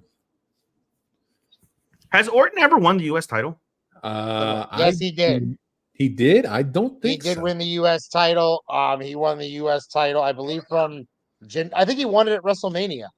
Let me check. I'm gonna research. Didn't he this. win it in like the Yes. fatal 4-way against Mahal, Rude, and someone else? I'm gonna research this. You guys can continue. I feel like I'm it's not research because I made the point. I was like, I don't recall him ever winning the U.S. title, and he could have been a Grand Slam champion. I am I'm almost pretty sure he was the Vince United commented States too, champion. but He's already a multi-time. What's it called? Triple Crown. let me see. I think he either beat Bobby Roode or he won a fatal 4-way. One of those two things happened, and I'm almost positive that Randy Orton's the U.S. champ. He is right. Hey, He beat Bobby Roode. hey, He fucking lost to Jinder Mahal in a fatal 4-way at WrestleMania. hey, man! I'm a pretty good wrestling historian, I gotta say. There you go. He's right. Okay, fucking Jew Cornette. Hey, I am definitely a corn. I mean, I got some pretty rock solid knowledge of wrestling. But anyways, Hey, listen, good match. the Logan Paul thing. I mean, we're all surprised at the same time. We shouldn't be because look who fucking sponsored WrestleMania. Yeah, That's the Prime right logo was there. fucking Fucking logo. Yeah, right. exactly. And but you know, if you're, I mean, Logan Paul is amazing publicity. Logan Paul is going all over the place with that belt, and he's putting on good.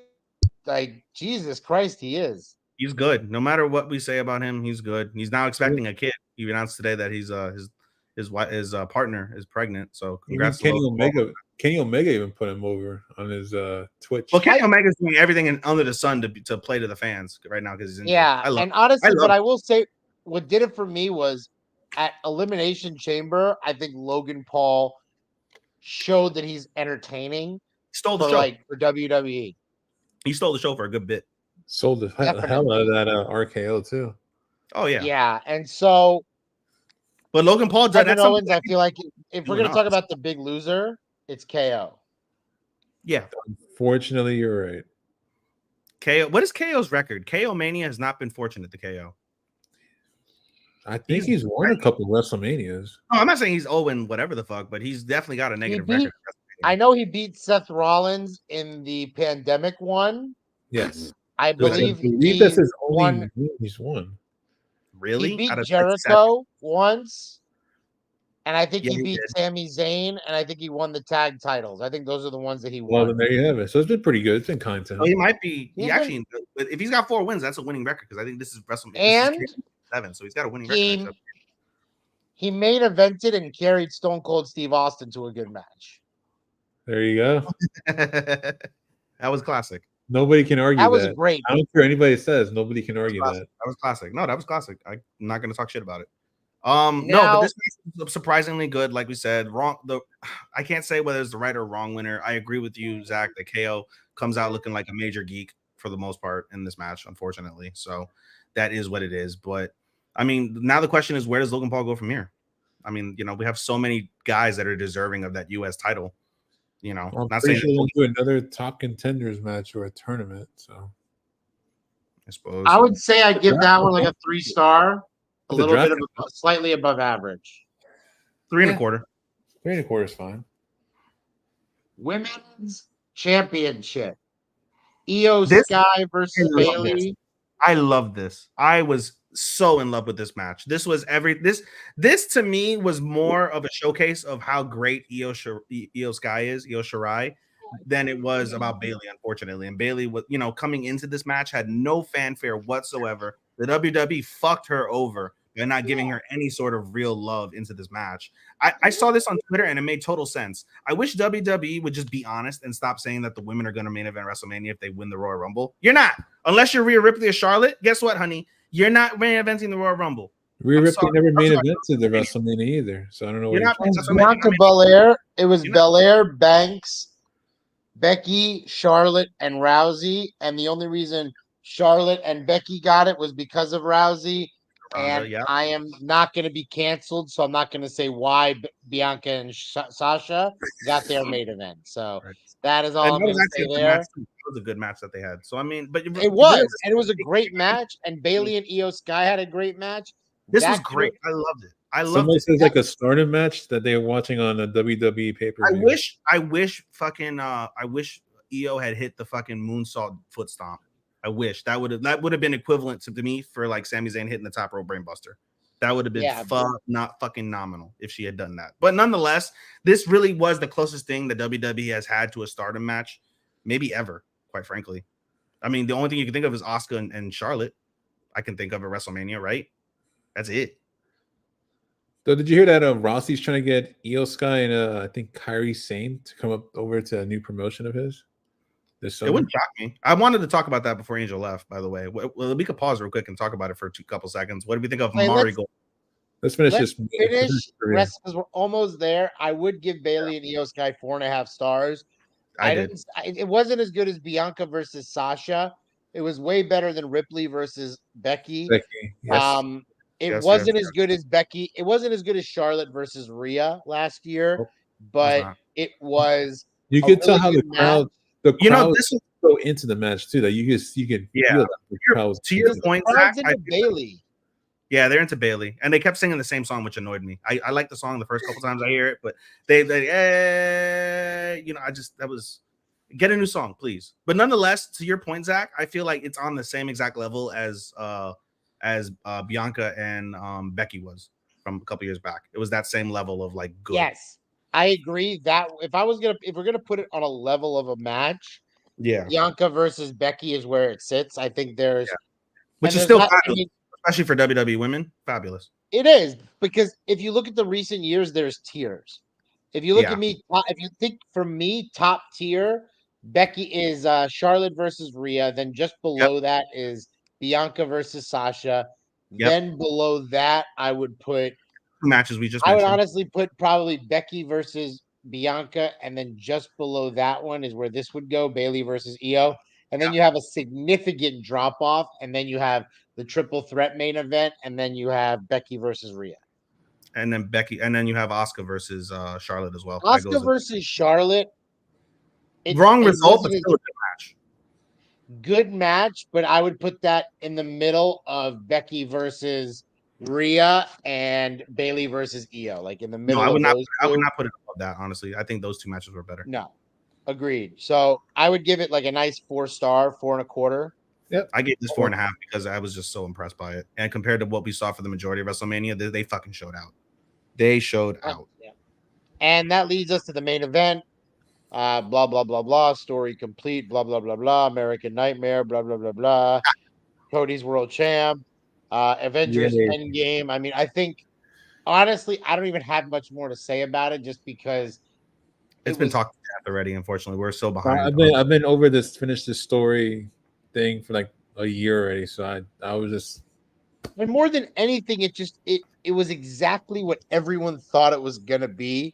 Yeah. Like everyone knew Cena was coming. Undertaker was a nice touch, but it was everything everyone expected the match to be.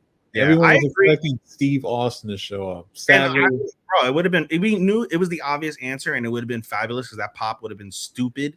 But I agreed with Pat McAfee, and I think it was either Pat McAfee and Michael Cole, but it was definitely on the Pat McAfee show. They had mentioned that basically, like, hey, like Undertaker is still Undertaker. Undertaker is still the godfather of the WWE locker room. So to have the godfather, no matter whether he's retired or not, be there to basically like put Cody over, that's a big fucking deal.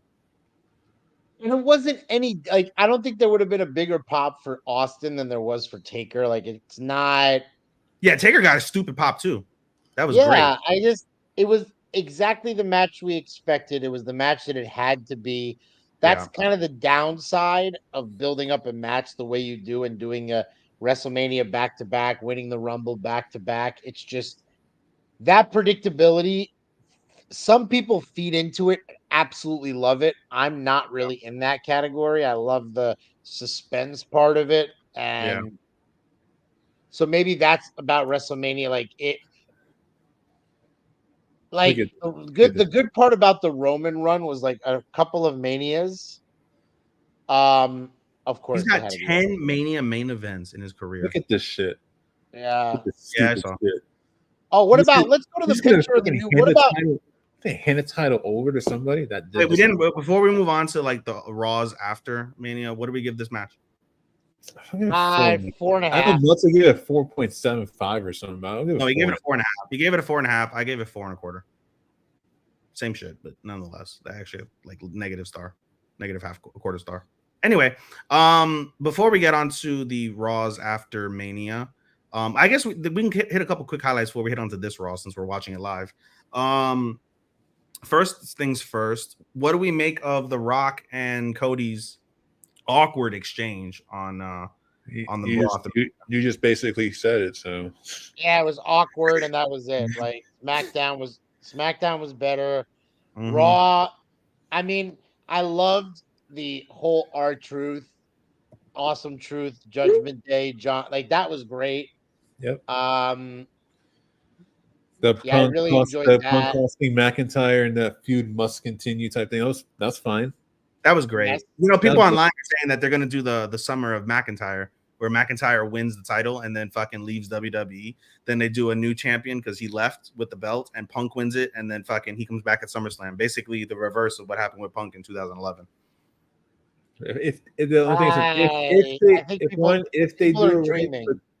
If they do it right, but two, do they really want to do a recycled storyline?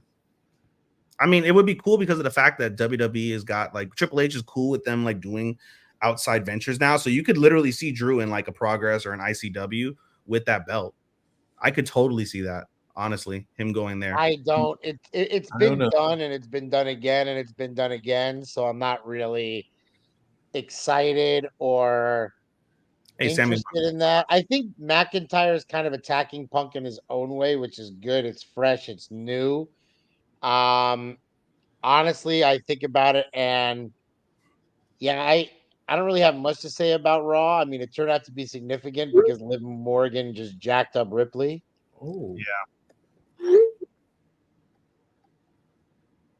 Yeah, Sammy just won the kick. The haluva kick with a bad ankle. What about? I mean, is there anything else anybody wants to say about Raw before getting into, I think, the much more interesting show? On SmackDown, yeah, but nothing else really.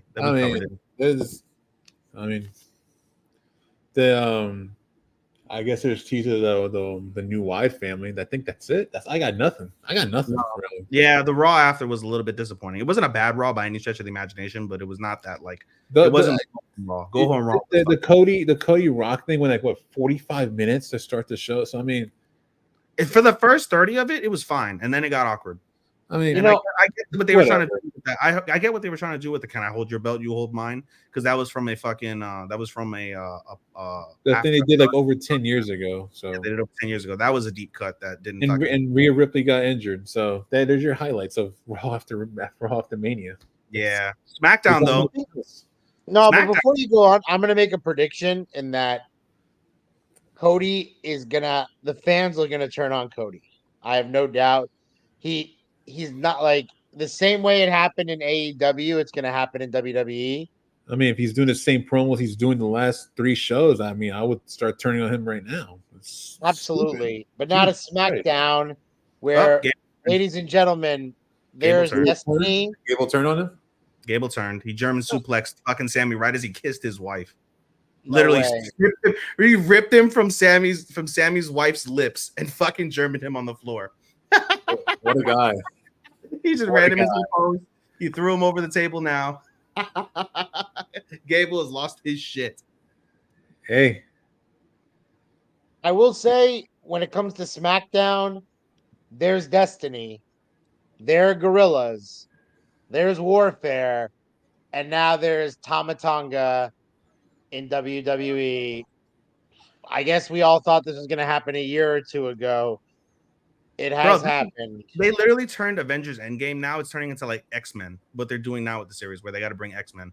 You know what though? This is probably the big winner. I mean, Tamatonga couldn't have had it any better because if he would have came into WWE a year or two ago, he probably would have gotten stuck in some lame mid card good brother storyline. Going 0-34 since beating John Cena.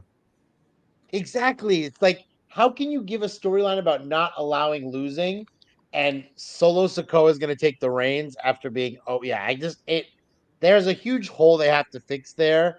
Yeah. But I think bringing in Tamatonga is good. I mean, I've always been a fan of his. I'm a very, very big fan of Tamatonga. Minus I his think fucking he does good work. His House of Torture run, before House of Torture existed. Exactly, and his tag team work was just so good. Now we're gonna see Tongaloa just be awful for the remainder of his run in. They should just cut him, please. Just cut him. Let him go to WWE. Let him go fucking let him be the guy that eats all the pins. Who? Sorry. Loa. Oh, look at this. Let him be the guy that was how the show ended. That is brutal. Look at that shit. It is. That's awesome. Now that's how you do it. Brutal. Rip a man from his wife's lips. Yeah, I just saw that shit out of him. Yeah. Oh, let me see. Go back. Play it again. Hold on. I'll play it back to you. Hold on. See, I could play right here. Yeah. See here. There it is. Literally, he's reaching out for his wife. No, honey, no. What's happening behind me? So a little more to the right. To your right. There you go. Damn it. Oh, regardless, that's just beautiful. There you go. Bam. Bang. Solo said you're supposed to be the tribal chief and you fail our family. Now I forcefully need to. Yeah, apparently Roman Reigns said that he was the heir to the throne or some shit. So yeah, but you can't be the heir to the throne being 0-34. Roman Reigns never went 0-34 in his career. He I don't even know. Wait. No, actually, you know, Zach, I could think of something worse than going 0-34, and that's being tied to the post and having dog food thrown on you. Yeah, that's pretty. Because that's pretty worse. Wait, I may speculate that Roman Reigns doesn't even have 34 main roster losses in his entire career. I want to look at that setup now. JP, look at that setup. Oh, no. After the show. I'm gonna let's see. Let me look it up. Let me see if I can figure this out. Bro, I'm going to sleep after the show. I'm not gonna do that. Reigns WWE record. Roman Reigns' record in WWE: 728 wins, 34 draws. He has as many, and he has 30 only. Oh, he has 297 losses. If you that's probably including house shows. Is that including house shows? That's got to be. Yeah, I don't know. But on pay-per-view, Roman Reigns is 72-38, and you can't tell me that. That's also the tag team. Oh, it's also as a tag team. So my point is, like, wrestler on pay-per-view, he has less losses. So on team, if you include house shows, Solo Sikoa has probably lost the last 186 matches. He's on the reverse Goldberg. He's on the Gilbert. Exactly. Street. And this guy's supposed to take over. I guess you can use I was doing everything for Roman and like taking all the heat for him, blah, blah, blah, blah. But I did it for Roman. I did it. And what do? You make the obvious move and you kick out Jimmy Uso again? Because they're gonna reunite him and Jay. Lame AF. Negative stars for that story. I don't have anything to say about WWE since. I think it's a shame that Rhea got hurt, of course. Whatever they're doing with the Howdy Doody family, like that's great. Keeping Bray Wyatt's legacy alive. Like, yeah, the way your cat is right now, that's how I feel about Raw since WrestleMania. Pretty sleepy cat. Aaron looked up the stats. In Solo's career, he's 44 and 79. Which is a shame because he started off pretty well. So he must have gone like 2 and 74 since. Yeah, like major downswing. So, I mean, it's just honestly.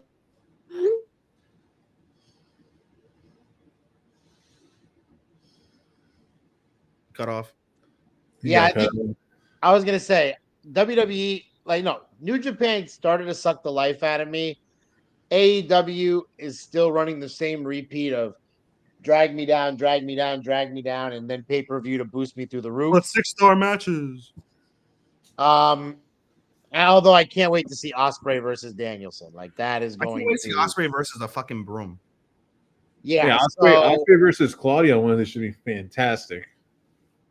Yeah, but TK's busting is not on the matches as always. So that's why you need filler. Like you need storylines. Like what's going on with Ruby Soho. Half of AEW feels like filler. Outside of Joe and I told Ethan, he was like, why is this match happening? It feels like a filler. I'm like, well, you do realize Claudio's like the enforcer in the Black. Yeah, it made sense after the fact. Yeah, it made sense after the fact. I was and like, he's like, oh, now it makes sense. I'm like, yeah. Also, it's I mean, I get that, but it's also like instead of using like drama and entertainment for filler, AEW is using matches for filler, which is bad because it'll come to bite them when they need some of these matchups to be fresh and they're not fresh. No, it's literally Tony gets a new toy. Let's play with it now. Like Deonna Purrazzo or any of the women that debut. Well, Deonna Purrazzo's barely been on television now. Yeah, but Thunder Rosa gets shot to the moon again because I really don't know. Do you think she's winning on Sunday or no? Hell no. I hope not. I mean, I think Tony Khan has managed to back his way into like pure gold with the new Tony Storm. Luck, pure luck. Literally, Tony. Pure luck. Crazy gimmick in fucking AEW. It's amazing though. Like I don't know why so many people. I see so much hate for it online. Timeless Tony Storm is excellent. Yes. All right, I need to get the hell out of here. It's been 2 hours. Oh, this is nothing, bro. Try going 6 hours. Yeah, because I have a kid and JP has kids, and we have like they went to sleep, and I gotta work. We have partners that will never let us. Like, if my wife's at the movies. That's the only reason I got away with this. Like, if my wife was here right now, I would have already been yelled at. Like, game, set, and match. I don't know how. Like, that was it. So, I mean, I'm excited, but I'm also really sad. I guess we can wrap it up by maybe talking about the Marigold promotion. Yeah. I mean, it sounds exciting, but see, I know Julia's going to be there for the first few shows, and then she's splitting to NXT. So, I feel like I mean, I don't know about anybody else, but I think once Julia goes, that takes away a lot of like star power. Like that takes a lot of like the appeal away from the promotion. Yeah. I agree. Unless they somehow get like it's gonna basically be Utami's promotion. It's just basically that's gonna be it. It's gonna be Utami's promotion. Exactly. That doesn't really get me super excited. I like Utami, but she's no Julia. I get that. I mean, the only thought I could think of is Japan needs to do something because they need like a shot of a drone or something. This is probably gonna be the equivalent. I could totally see Rossi making this like the equivalent, especially with what is it, black and gold? It's totally gonna be like women's NXT in Japan. I could totally see fucking wrestlers going over there for one shots or fucking mini like small like 1 month stories and shit. Well, I know he's trying to get Io Shirai and how are you saying that? I think that honestly, I mean, I think this promotion is gonna die, or more than anything, as opposed to this promotion dying, it either it or Stardom is gonna fall. Like it's No, gonna get to a point I where could totally see Rossi buying, because I was literally thinking about this in bed when I was reading about the Marigold stuff. When I woke up in the morning, when it was announced, and I literally thought, I was like, how many? When you think of like major wrestling promotions, you have the 4 major wrestling men's promotions in Japan: All Japan, New Japan, what's it called, Noah, and DDT. And if you want to throw Big Japan in there as like the 5th fucking hardcore one, you could probably do that, right? And in America, you have your AEW. There's TNA. Freedom as well up there. So I mean, yeah, Dragon Gate. You can go on, right? With in that same vein, you have that with women's wrestling in Japan, Stardom, now Marigold, TJP, Ice Ribbon, and then there's another one. Is there not? There's at least 4. I honestly can see, like, if one of these promotions fucking just has like a really shit run, I see Rossi buying it out, getting all the best wrestlers, releasing the shitty ones, and then he's now combined and made Marigold's roster even larger, which is what he needs because he has a limited roster. He's going to basically be relying on freelancers and people from other countries, things of that nature, in order to establish Haya Shishida as their main girl, and Yuzuki. Yuzuki's also there, and she'll probably be established pretty well. And then they're just going to wait for contracts from Stardom to expire. And then it's going to probably hurt Bushiroad as well, because of the fact that if they're going to be fearful of Rossi, and it depends on how his shows are booked, things of that nature, but if they're fearful of Rossi, they're going to end up signing girls for higher rates, and that's going to drive down the money that they're making, because of the fact that these girls are working for more money, which is fabulous for the girls. Again, this lends credence to, like, when a new promotion with buzz and and some uptick comes in, it raises, what is it, the high tide raises all ships. That's the equivalent of this. So it's fabulous for the girls, but in terms of wrestling business for women's wrestling in Japan, it doesn't really do a hell of a lot of favors, I'd say. there are 2 words that summarize my level of excitement for Japanese wrestling: Katsuhiko Nakajima. I am Nakajima level excited about wrestling in New Japan. As vanilla and boring and bland as Nakajima is, that's how bland and blah I feel about Japanese wrestling right now. Nakajima's he's a good talent, bro. He just keeps injuring people. And he just doesn't care. He's basically, it may be a little late for him, but he's on the like 2014, 15 like Ibushi run. No, he's not. He is on No, a much I'm more not talking toned about down, like I'm not talking about hotness. I'm not talking about hotness. I'm talking about like just his like just going everywhere type of vibe. You know what I mean? he is he is literally the antithesis of the Ibushi run. Lackluster, literally took a promotion in All Japan that was actually beginning to get momentum and murdered it. Took one of his kicks and murdered all of All Japan after leaving Noah, which he also left in a state of despair and sadness. Like, all Nakajima does. Katsuhiko Nakajima forced Keno and fucking Kitamiya to be friends, when you really think about it. Yeah, I mean, it is. Okay, I'm gonna leave because I'm gonna get on a rant about Kiyomiya. I am out of here. This is a night. No, I'm not. Kiyomiya ruined his life. Why? I don't know why he went to New Japan. No reason, made no sense.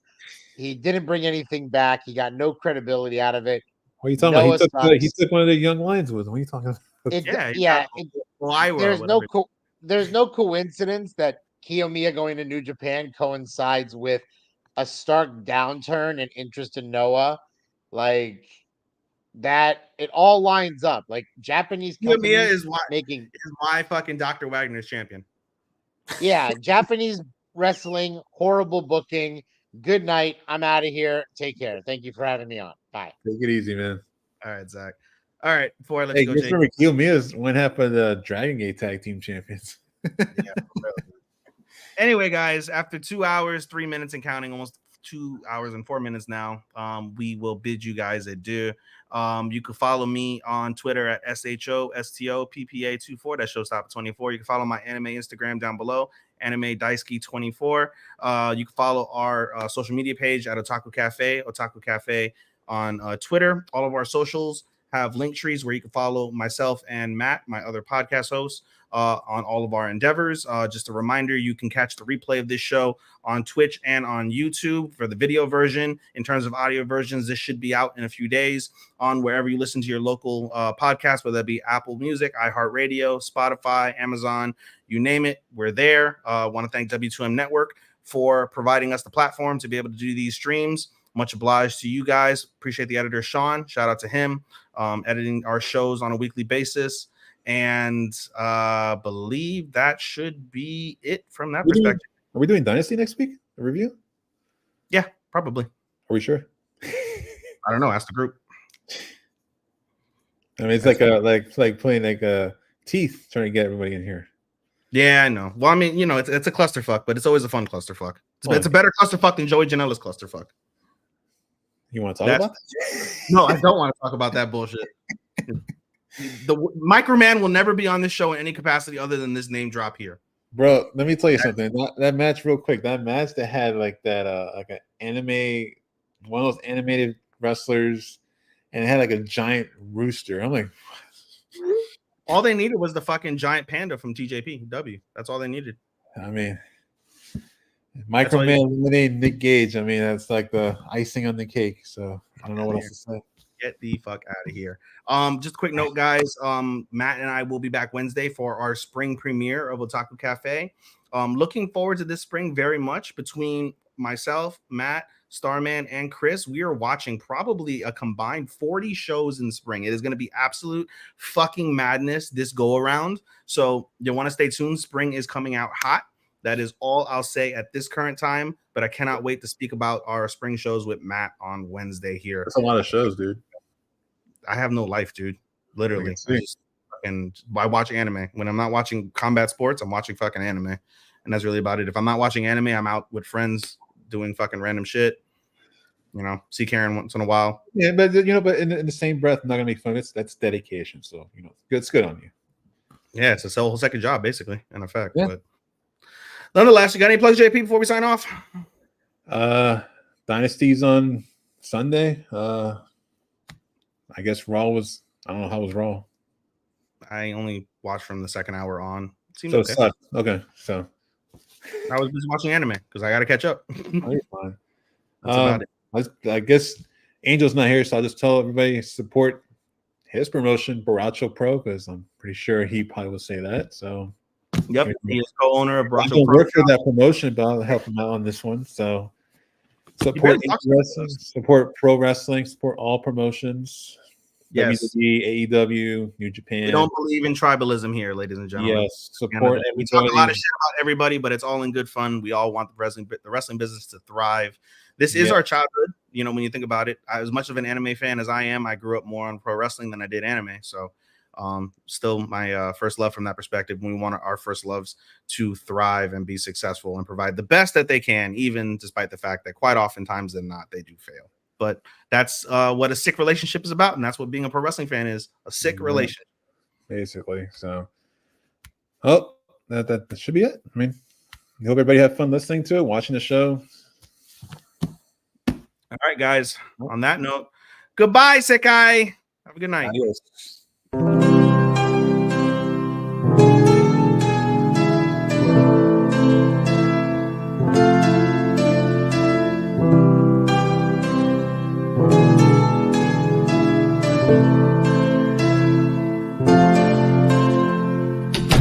The sun goes to sleep, I find myself in a heap because it hurts so much to be away from you. It makes my day when I get a text from you, but still I say goodbye again. Let's hope this isn't the last time that I see your face, but hey, it's fine. I know everybody needs a little space. There's no one to blame. Goodbye again. Let's hope this isn't the last time that I hear your voice, but it's your choice. I can't keep